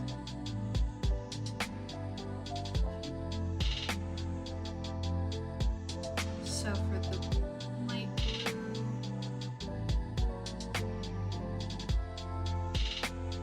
Yeah, it's about that shade of blue. The Rhodes Island blue.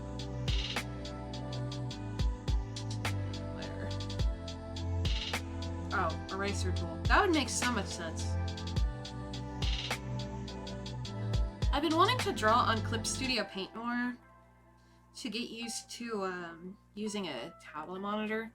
I have a Huion Canvas 22, and I've used it some, and I use it a lot, especially when I'm doing like graphics for like my stream or whatever, like my Twitch banner and Twitter banner and stuff like that.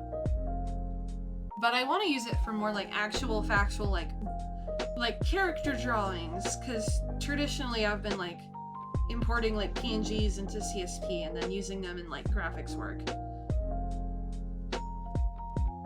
But I don't know. I think there's a level like it's like a mental intimidation thing that I'm doing against myself. Where it's just like I feel so intimidated drawing on a tablet monitor compared to my iPad. I don't know. It's weird to explain.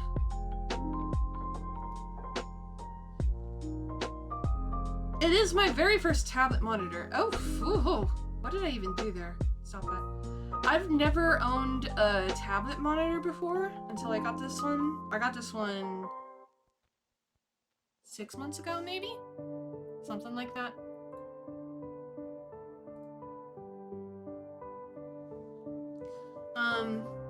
Because for the past,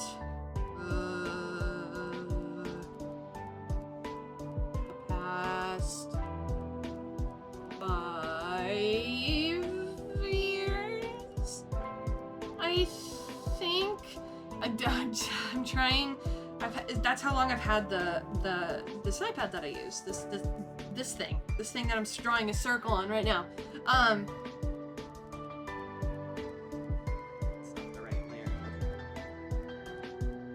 And I've only drawn really on here or, on paper for the last 5 years. And I used to have not a tablet monitor, but like a little tablet display. Like, the ones that don't have the monitors in them. I do not remember specifically what they're called, but like the Wacom Bamboo line. Because I had a Bamboo tablet when I was in some young age. I don't know, I don't remember. So I had experience on that, but I've never had experience on like a true blue tablet monitor before. It's just intimidating.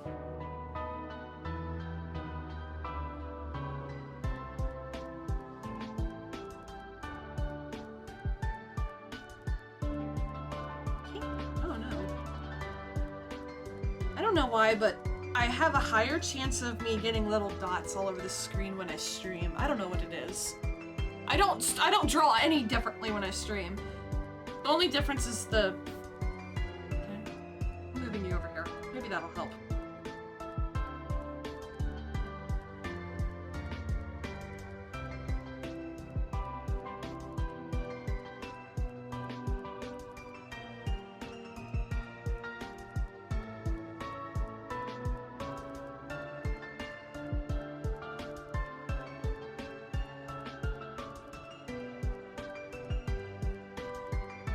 I never did the gamblings of, like, games. Like, I don't know. My family is always big into trivia type games. So that's kind of, like, most of, like, my not video or, like, board game experiences. For gaming, I guess. Okay. Let me... Oh, no, stop. You stop there. Okay, let me turn the volume up from...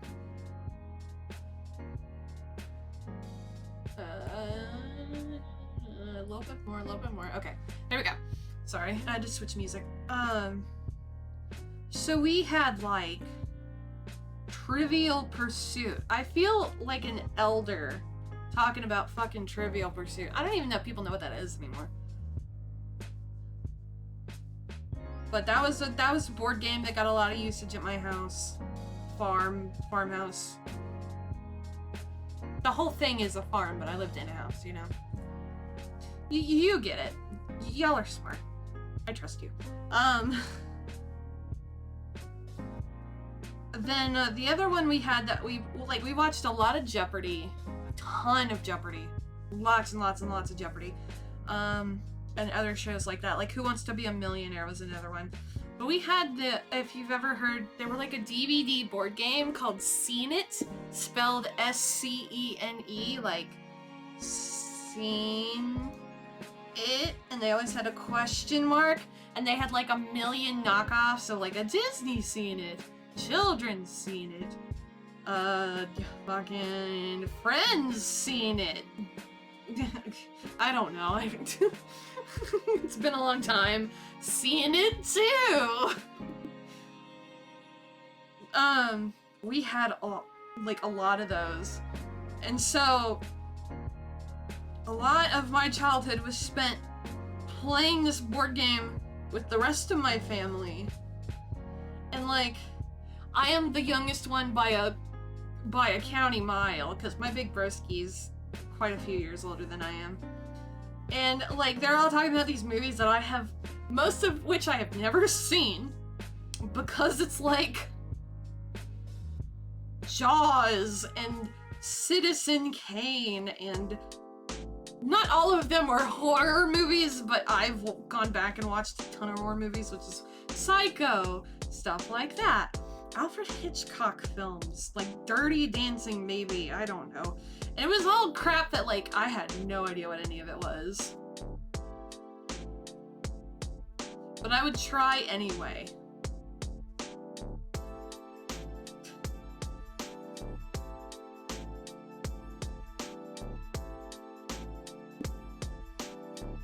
When I was younger, I didn't watch. Oh, chat broke on stream. Thank you for. No, not again. It keeps happening. I'm so sorry. I don't know. Oh no. Oh no. No, stop. Go away. Go away. Go away. Hang on. Hang on. Technical difficulties screen again. I'm sorry for just showing your name, Tap Titans. I'm sorry. Why are you doing this? What a fucking stream this is.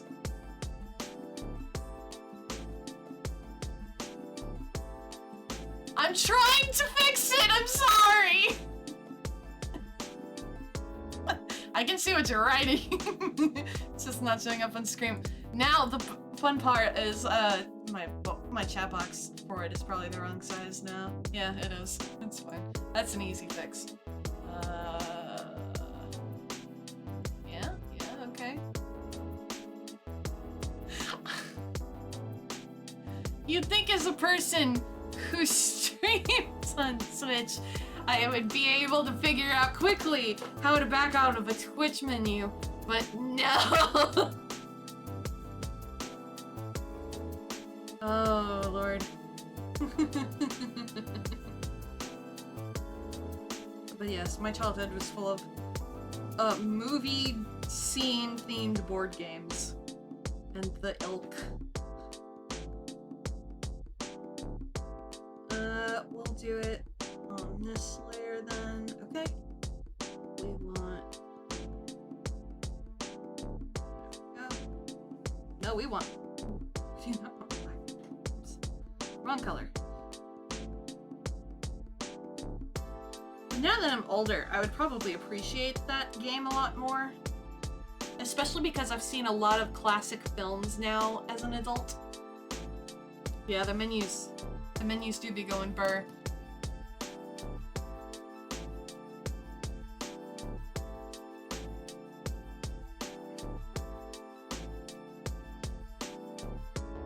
Yeah, like as an adult, I don't, like, I watch movies semi-regularly, I'd say, but I don't watch, stuff that's, like, new and recently, like, released in the current year. A lot of what my movie watching is me going and watching older things I've never seen before. Like, I have a list written down of, like, all the films I watched in 2022, but, like, none of them were new, I don't think. Some of them were new-ish because they were documentaries. Like, I watched this one called The Raft, and it was about, I don't think he had any academic. No, he was a disgraced professor of some subject. I don't remember what. But he was like, I'm gonna do this science experiment where I'm just gonna get like these 12, 8.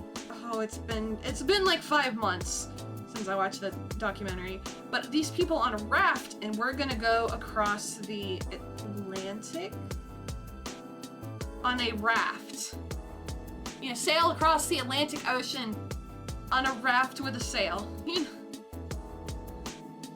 But, it was not a very ethical, research project. I don't know how to put it in, but it was like very shady and corrupt. He was like making people believe falsities about themselves based on, or about each other and themselves and stuff. But it was cool because, they had some of the people who went on that journey on the raft, come back and like relive that experience, and they made a model replica of the raft they sailed on. So like hearing like their firsthand experiences for the majority of the story was really neat. I really liked that. What are some movies I want to watch this year? Maybe I'll finally watch Terminator. I have a subset of movies that traumatized me when I was a small child, because like I said, my big broski's a lot older than I am, and so he got into like a lot more for older kids / teens / adults movies before I did, right? That's a logical assumption. It makes sense. He was into slasher films. He was into all sorts of spooky shit. And so as a kid, like, he managed to traumatize me through making me sit and watch a few movies with him. One of them was Jaws, one of them was Child's Play, which is the #1. I will never watch that film as long as I live. You can't pay me enough money. But another one was, oh, where was I going with this? Fuck. Where was I going with this? Fuck. Where was I going with this? No. It escaped my brain. I watched Coraline Got Free Nightmares for a month. Coraline? Okay. Coraline is such a good fucking movie.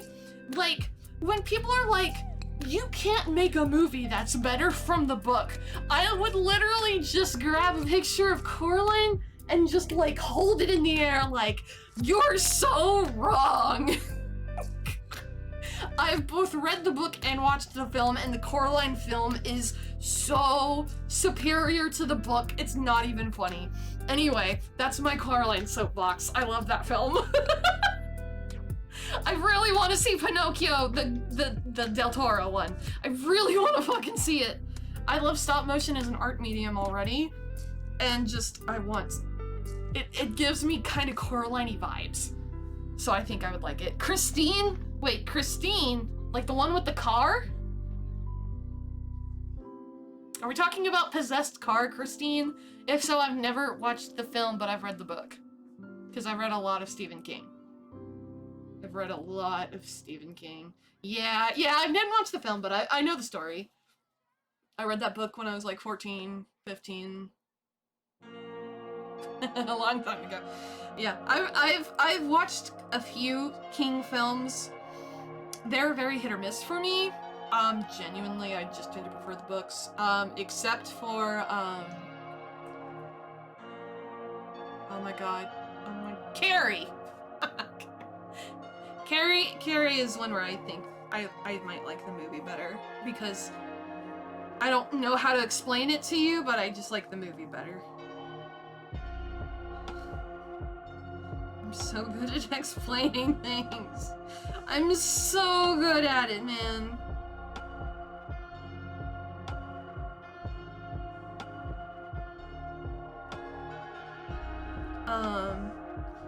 What are some... Yeah, I've seen, Pet Sematary. Of course I've seen The Shining. What was the movie that Bursky tortured me on that I was trying to remember? I'm sad that I cannot remember it. But either way, like, one thing I've been doing as an adult is, like, going through a lot of those movies and watching them and being like, huh, I thought this was scary, that's goofy. Like, the original Halloween film is the one I think of. Because Big Broski loved the Halloween films. Big Michael Myers fan. I think he had a Michael Myers mask in his bedroom, you know.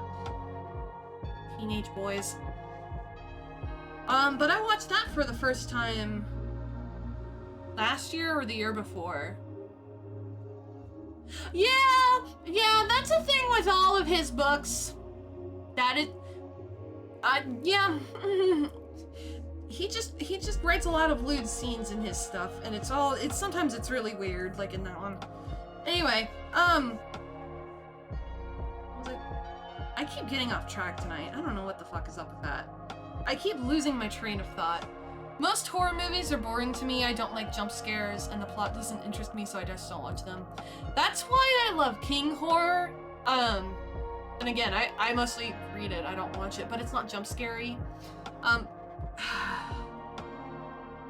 I like The Shining film. I think it's very different from the book.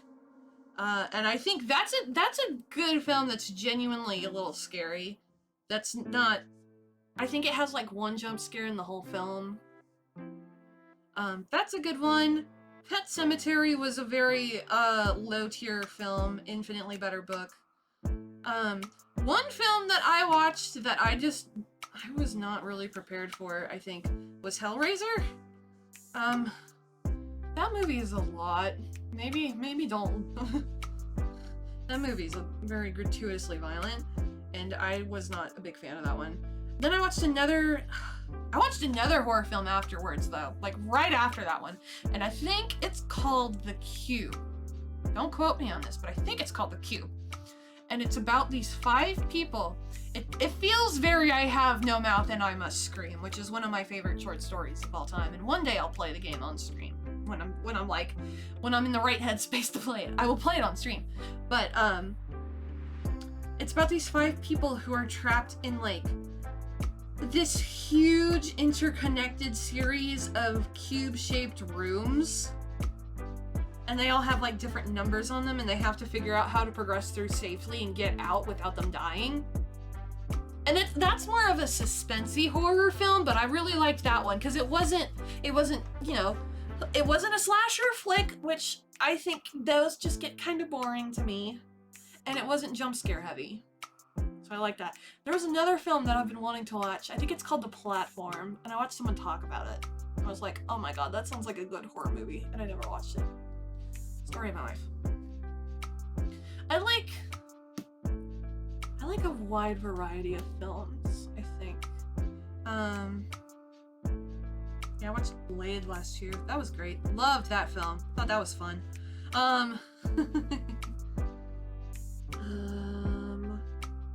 But I have, like, there's some movies that I'll watch over and over and over again. Like, I've seen Beetlejuice 40,000 times. Not 40,000 times, but 40 would actually probably be closer to accurate. That's because that's always on TV. I've seen The Nightmare Before Christmas 1,000 times, like every other middle school 2000s emo kid.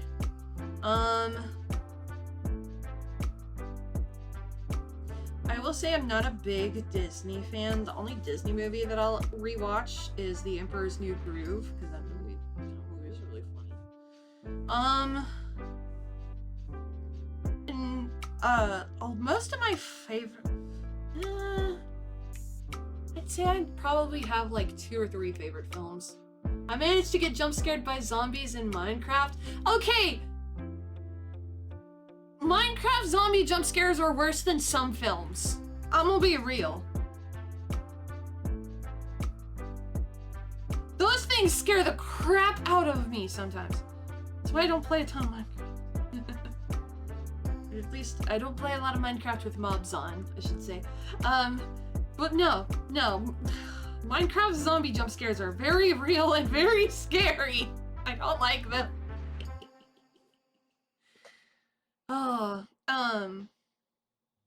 But I think my favorite movie of all time is probably Fear and Loathing in Las Vegas, which is,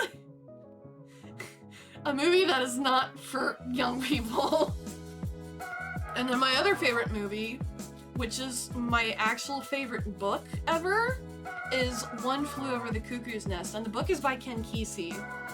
And that is you can't compare the book and the movie. They're both fantastic standalones. And you can watch the book or read the film. They tell the same story, but they tell it kind of from different points of view. My brain is short-circuiting. Favorite book of all time. That's the one book I always recommend to everybody. This One Flew Over the Cuckoo's Nest. Love that book. And I love the movie. I love Jack Nicholson. Oh, anyway, I can talk about that, but I'm not going to. I don't want to spoil movies. What else? What color are your eyes, Amia? Blue? Blue? Blue. That do be blue. Look at that low pixel blue. Hot damn. Take something out of it and make it work. Oh, it's in the same color field as the Rhode Island blue. That makes sense.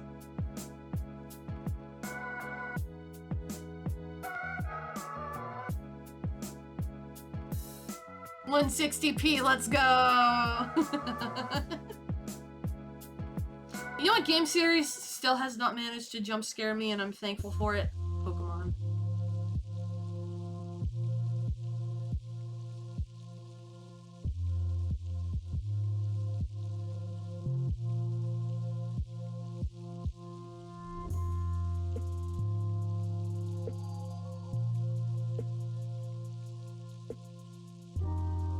But, like, my other favorite films are, like, Ghibli films. And to be fair, some Ghibli films are very intense and can be spooky. Princess Mononoke is the spooky one that I think of. But I think my favorite is probably Spirited Away. Like, out of any animated film ever made, I think Spirited Away is probably my favorite. Oh no. No, Alpha Lock, please, thank you.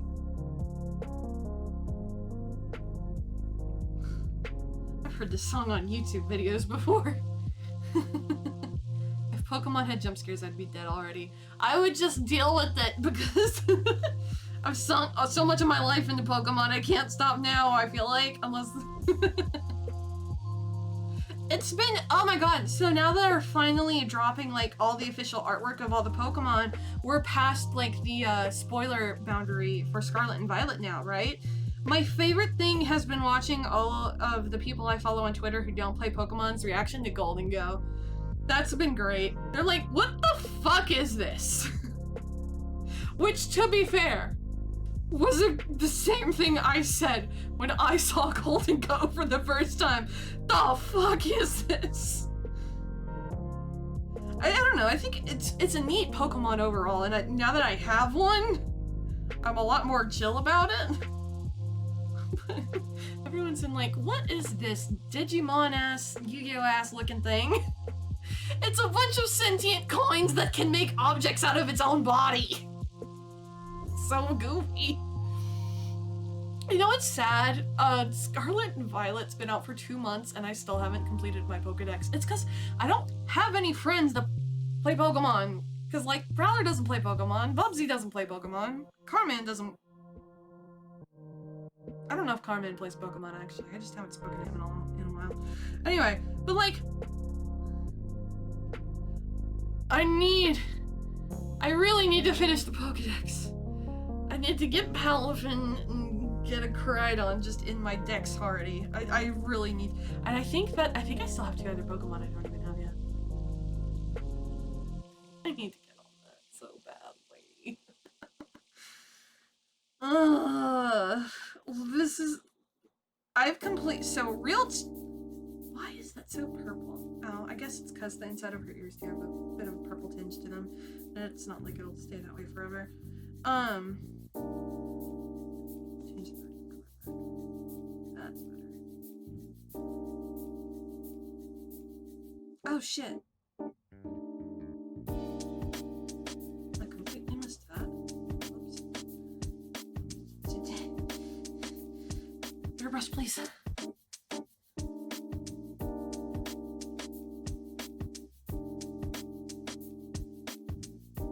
Man, one day I should bring back the Pokemon pinball streams. Those were great. Someone would come in and be like, "Oh, relaxing environment, huh?" And they'd be watching me scream. I get so angry. Oh my god, your comment's so long, it got cut off, but it's fine, I'll read it. I bought the Mass Effect trilogy on sale recently, and it might just be because the first game doesn't have super great audio balancing. My heart almost exploded during a side quest when I went into a cave to disarm a bomb, and the loudest explosion I've ever heard went off out of nowhere.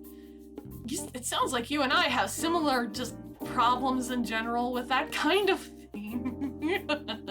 So I have to, like, I have to take medication for that kind of stuff, so like I get that. I have never played Mass Effect though, but I don't know if I just enjoy the suffering or what. Like, I never beat the first Dead Space, but I played the first Dead Space. That was spooky. System Shock is supposed to be spooky. Tokomochi, hello, nice to see you. System Shock is supposed to be spooky, but it's not just because of the age of the game. All of the models look hilarious. Also, that game is just hard as shit. Oh, thank you for the follow! Thank you so much! I hope you enjoy my goofy, slightly scuffed streams, where I talk a lot. But isn't Mass Effect the game with the alien dating? I don't know, I've never played it. I don't think I've ever played a BioWare game. They make BioWare? Fuck. BioWare makes Mass Effect, right? The vibe of the stream is comfy. Oh, thank you. That's what I try to do when I do art streams. I try to keep it chill, but also sometimes I can get really on soapboxes about certain topics, like certain books and things. It's yeah, pretty much, yeah, that is the alien dating one. I've never played a BioWare game before, but I'm gonna keep those as separate layers, I think. I'm gonna add a thick outline to the whole drawing. Come on, just regular old black. Okay. Oh. No, let's do it in a different color so I can see it easier and so I can clean it up a little bit better. Let's do red since Mommy is mostly blues, so I can see it better. I saw a really funny post. I think it was on Tumblr today. Someone posted that they got that Everyone is Awesome Lego set where it's like the Lego minifigs and each one is a different color and it shows like a rainbow. And they were like, it was a difficult challenge. Even though I'm colorblind, I managed to do it. And I just looked at it and I could tell the poor guy was red-green colorblind because he had some of his reds, yellows, and greens were just mixed up incorrectly. It was very sweet.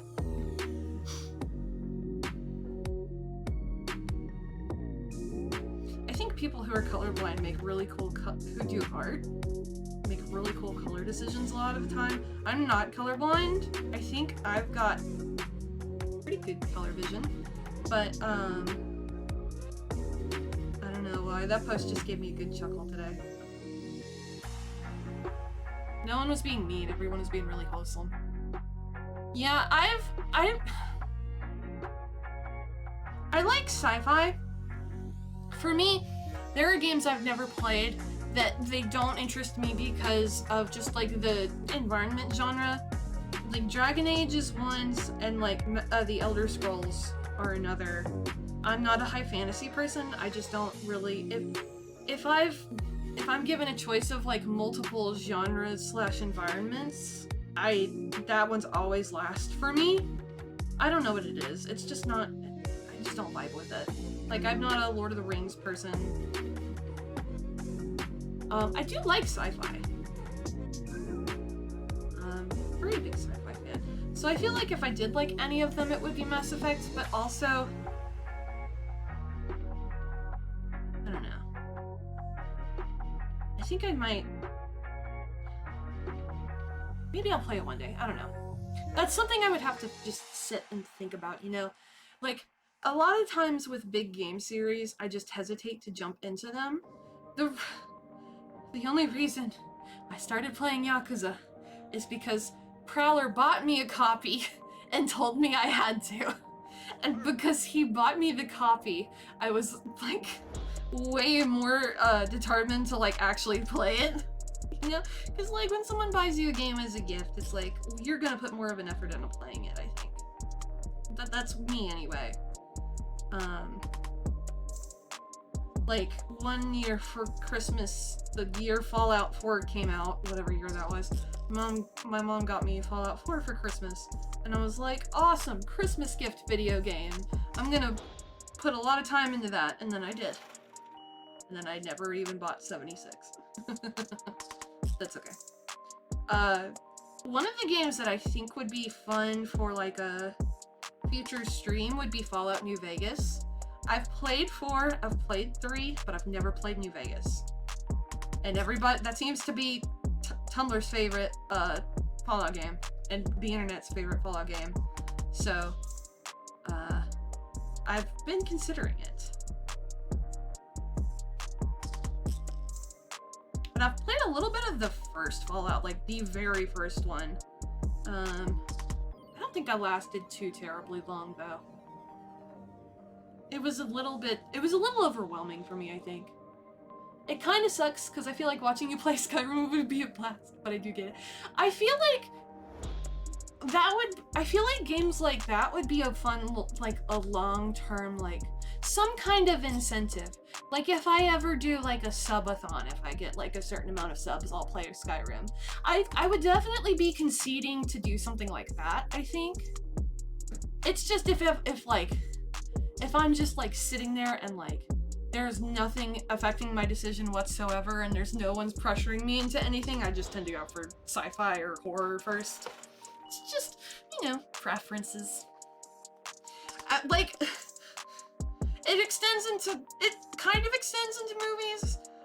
If you've watched me play the Didio Carmiana, then you know I love Monty Python and the Holy Grail, and that's a fantasy movie, but that's also a very stupid film, you know? It's Monty Python. Stupid British 70s comedy. But, it kind of extends into movies, too. Like, the one that people are always like, oh my god, are you serious? It's me being kind of sarcastic, but not. I've never seen The Princess Bride before. And I have just no desire to, really. And people are always so shocked when I tell them that. It's like, damn.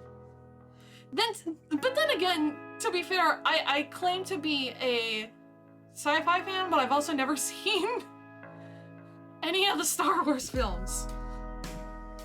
But that I just kind of blame on because my Papa Sheep was more of a Trekkie. So we had Star Trek in our house, you know?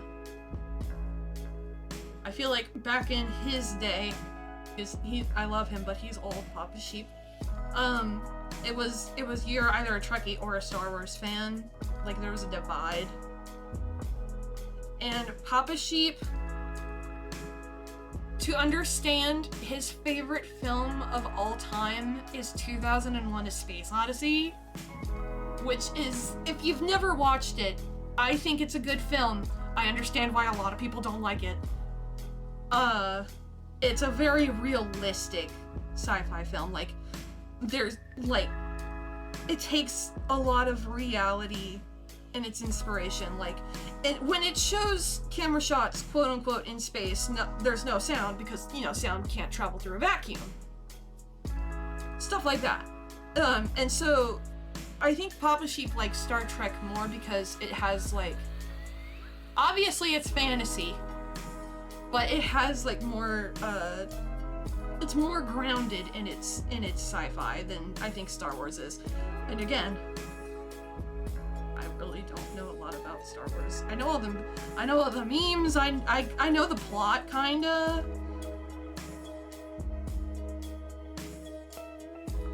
And now that Disney owns it, it's just less incentive for me to watch it. I'm gonna be real.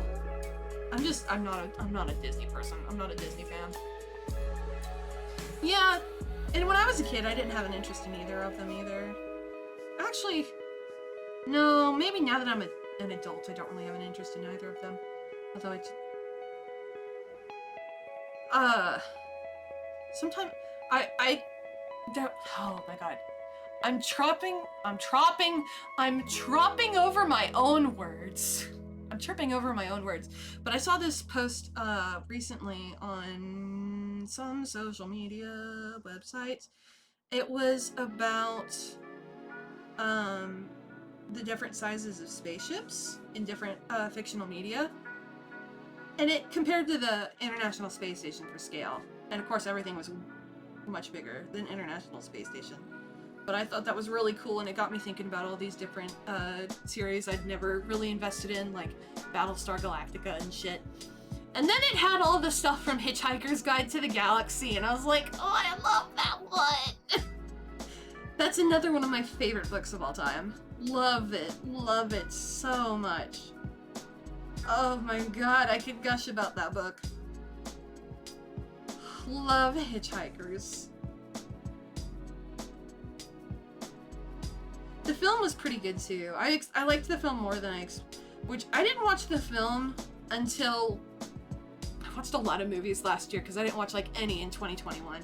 But I watched it last year for the first time, and I enjoyed it more than I thought I would. I liked how they did the ultimate computer scene more than I thought they would. The musical variant of So Long and Thanks for All the Fish was the icing on the cake, though. I loved that part with the dolphins singing. Loved that. And Martin Short is a really good actor. I watched a little. I've seen him in. Did I call him Martin Short? His name's Martin Freeman, isn't it? Fuck. Martin Freeman is a good actor. I will admit, I have watched a little bit of Sherlock BBC in my life. And he was by far the best actor in that. And I've seen him in a couple of other things, and I like everything he's in, essentially. I think he's a good actor. A movie that I would love to watch this year that I haven't seen is Hot Fuzz. Because I've seen Shaun of the Dead. And I love, oh my god, what is his name? What is the filmmaker's name? What is his name? What is his name? What is his name? What is his name? Oh, shoot, what is his name? He made Scott Pilgrim. What is his name? Not, Brian O'Malley. He made the comic. I'm thinking of the film. What the frick is his name? Edgar Wright. That is his name. Oh my god. He did the, other movie I was talking about too, which is... I'm struggling to hold on to one topic tonight. I don't know what is going on. Edgar Wright. I was just talking about a different film of yours. Oh, Shaun of the Dead. Right. But I've never seen, Hot Fuzz, so that's one I plan to watch this year for the first time. Very excited. I think he also did Baby Driver, which, and Morgan Freeman and I approve this message. Morgan Freeman's a fabulous actor as well. I don't even know what my favorite movie of his is. Hell. Maybe Shawshank? I love that film. That's my Papa Sheep's other favorite movie. I guess I have similar taste in movies to him. Okay. I love Shawshank Redemption. Oh my god. Another Stephen King story. Probably either my favorite or my second favorite Stephen King film. Carrie is first, and then third would be Misery. I love Misery. Oh my god, Kathy Bates is so good in that film. Oh, I love that movie. Oh, I love that movie so much. But, like, I think out of all of the, like, authors whose writing advice I've read, I don't know why that came out like that, Stephen King's tends to resonate with me because he talks about writing characters you know, and that's what makes his characters so grounded and realistic, you know? he writes characters that like a lot of us feel could be like real people. Like, he's not like the main reason I've been watching Ali Z for the past 2 days, which is her just fucking destroying the House of Night series, and it's been so good. But anyway, he writes characters that are really grounded in realism. And at one point in his life, he was hit by, I think it was a truck or a van. And his like first realization after getting hit was, oh my god, like after the interaction with the person that had hit him, he was like, I just got hit by one of my own characters, you know? Very, very grounded and realistic in his descriptions and characterizations and interactions.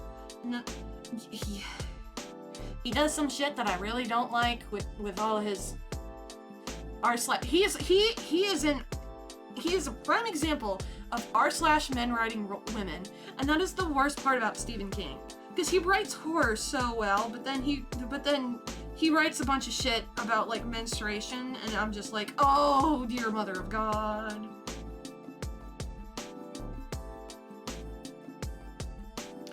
And then I learned this yesterday, but and if you follow me on Twitter, you might have seen me yelling. So fun fact, if you don't know about me, I'm like an amateur web sleuth person. As in, I do not try and solve any like crimes myself. I don't do shit like that. But back in the day, I was pretty active on web sleuths. And I was one of those people who liked to like comb through like publicly available information for like info on like John and Jane Does or missing persons cases, things of that caliber. And I found out a bunch of them got solved over the last 6 months, and I was not fucking aware of it. And so I was reading about them all and going a little crazy. Apologies if you saw me yelling yesterday on the Twitters. But one of them was the lady in the dunes, and I'm not going to go into the case. But the reason it's relevant is because I think Stephen King's son suggested she was an extra for Jaws, and that's why she was in Cape Cod, which is where this case took place. And I was like, that is the dumbest shit I think I've ever heard.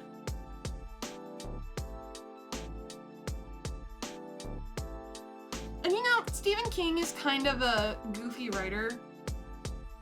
He's not, but honestly, like when I think of like published writers, when I think of the worst one, like how Bryn Daniel does his the worst insert topic here videos, I think of Anne Rice and my blood boils a little bit. If you don't know who that is, she wrote an interview with the vampire. I love that book. I kind of love the film because it's a little goofy and campish, and I think it's my favorite film that Tom Cruise is in that I've ever seen. But she was just she was anti-fanfiction, would sue people for writing fanfiction, essentially. She would take litigation against people that wrote fanfiction, and that pisses me off. I don't like, it's like the pumpkin. I don't want that. I don't like that at all. So when I think of,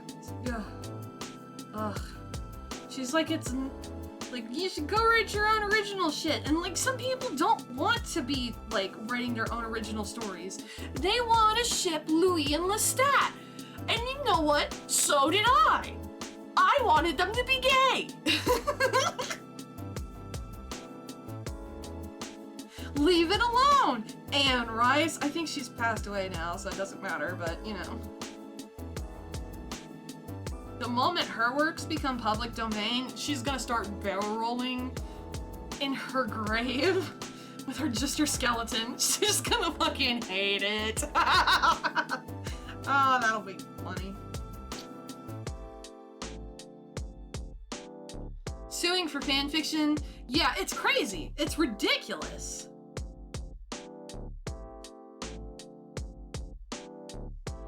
She didn't like people drawing. This might be a little bit of an exaggeration, But if I remember right, I don't think she liked people drawing fan art or things like that. Like, she didn't like any kind of fan works.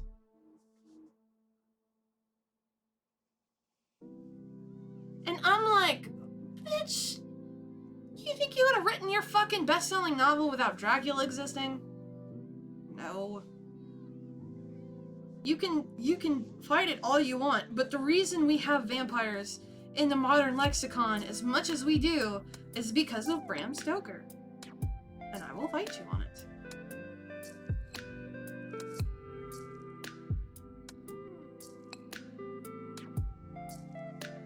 Although I've never read Bram Stoker's Dracula. I watched the 1992 version of it, and who's in that version of the film? It was strange. It was kind of weird. I don't know how I feel about that. Anyway. But yeah, it sucks because I love Interview with the Vampire. I didn't read any sequels. I just read the first one and I watched the movie and that was it. But I really liked them.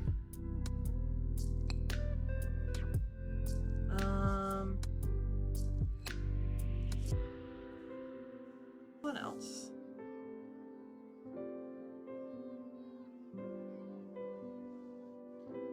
But yeah, I need to read more books that aren't manga. Although honestly, I've been thinking about going back and rereading a manga. I would consider it my all-time favorite manga ever made ever. Which there's two. But they're my favorites for very different reasons. You know what I mean? They're black and white. They're so different compared to each other. One is called Dorohedoro. You have probably seen me. I've drawn fan art of it. I retweet gifs about it. It's by Kyu Hayashida. It's so great. It finished in 2020, I think. That is one of my two all-time favorite manga. But the other one is the one I've been thinking about rereading by Inio Asano, I think is his name. It's called Goodnight Punpun, Oyasumi Punpun. And it's a coming-of-age manga. And it's so good.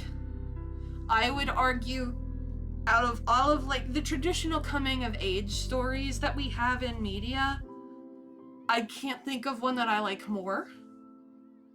Like, Stand By Me is a good one, but Punpun blows it out of the water. It's very sad. It deals with a lot of adult topics. And I just remember it changing my fucking life. But it's been a couple years since I've gone through and read it, so I should go reread it. And I actually have I have physical copies of that one at home, so it's an easy one to go reread. I don't have all of the books yet. That's a series I would like to have all the books for. That and Dorohedoro, which Dorohedoro's got 21 volumes. But they're standard size volumes. Punpun has like 9, but they're like those really thick volumes where it's like 3 regular volumes of manga in one. You know, the one that I've been meaning to actually go back and like start reading again that is not one I've read before is Berserk. I read the first 3 volumes, really got into it, and then I've stopped. And I don't know why. Busy, something. Actually, I think that was right before I debuted when I stopped. So that would make sense. Anyway, my god, that series is fucking dark. But I was really enjoying it. No, I've been on the wrong layer this whole time! No!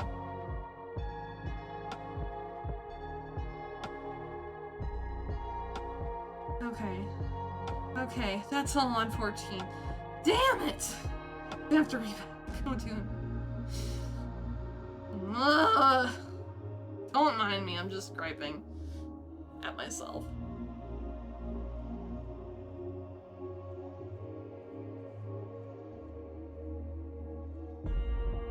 Ugh.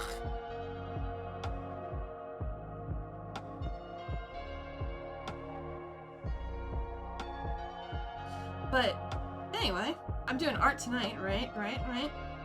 On Sunday, I'll be playing a new game for the first time, well, new to our stream. my stream. Our stream. It's our stream. Communism. It's our stream now, lads. It's called Chicory: A Colorful Tale, and I'm very excited. I've been sitting on this game for like since it released, actually, genuinely, truly. I played it at a PAX before pandemic started. Am I allowed to say pandemic on Twitch? I don't actually know. I played it at PAX. It was a demo, and like, you know, sometimes PAX does like the section where it's like all indie games, if you've ever been to one of them.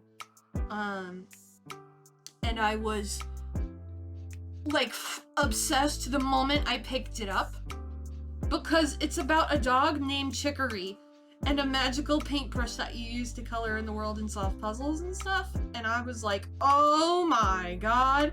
So like that day I went home, or maybe like after the convention or something, I don't remember. I like put it on my Steam wish list, and then it came out and I bought it. But at that point I was already streaming, and I was like, I'm gonna wait to stream. And that day has finally come. Well, it's in 2 days, but you know, 2 days. Very looking forward to that. That'll be fun. So, it's such a cute game.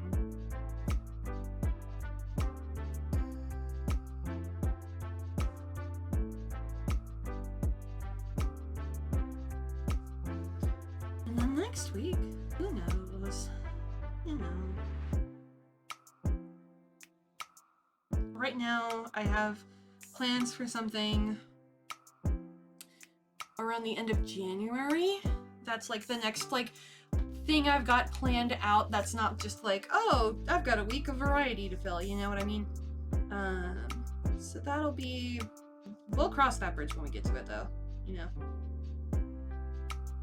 And then I've still got my 100 follower goal, which is another, we'll cross that bridge when we get to it. But when that happens, we'll play Strong Bad's Cool Game for Attractive People.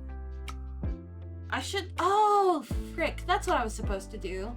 I was supposed to, like, add that somewhere to make it a little bit more visible than just in my About section. See, this is what happens when I forget to write things down. I don't do them. This is why I have a planner. But honestly, like this past week has been kind of honestly, since New Year's Eve, it's been kind of messy here. At the Lamb Cottage. Just with like real life and stuff. And I've just been like not using my planner. And I opened it and it was so empty, and I was like, oh no, planner, I'm so sorry. And then I filled it all in on Monday, and now it's Friday, and I don't think I've touched it again since Monday.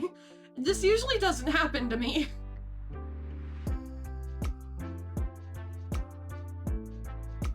Come on, there we go.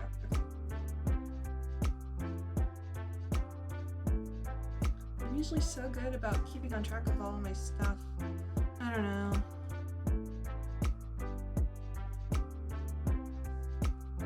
And I'm like trying to plan out like potential time in the future to go see Mama and Papa Sheep back home, and I have no idea when that's gonna happen.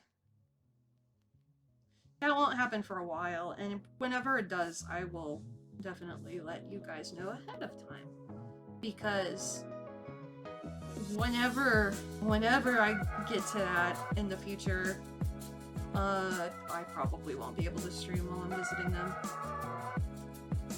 They do not have very good internet where they live.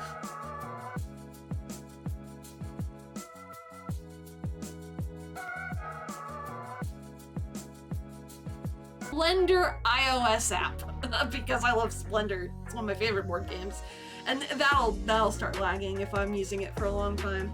So I think I'm going to call it, which I made way more progress on Amiya this time than I have the last 2 times I worked on this on stream. The goal is to like maybe make this like a sticker design, because I want to start making and selling my own art one day, even though I'm like not confident in commissions. I feel like if I do stuff like stickers or keychains or whatever, I'd be more confident in that. I don't know. It's a weird, confusing process, and I'm not going to waste your time explaining it. I think now's a good time for me to just go lay down in front of a fan and cool off. Thank you so much for coming to my stream. Sunday I'll be playing Chicory for the very first time, and I'm so excited about it. And I hope you hop by, and if you can't, that's perfectly fine. Anybody who even just puts like the mental effort into thinking about my stream gets big ups from me. You're great, you're awesome, you're the GOAT, you're the best. Yeah, I'll be back on Sunday. I'll be back at noon Pacific. I'm experimenting with my time, seeing if maybe starting a little earlier in the day is better for me. For reasons, back-end maintenance, I don't know. So I will see you guys then, but until then, oh, goodbye. I hope, I hope you have a good evening, night, morning, afternoon, whatever time of day it is on your part of the planet that we currently inhabit and are stuck on, and I will see you next time. Oh, that was a great outro.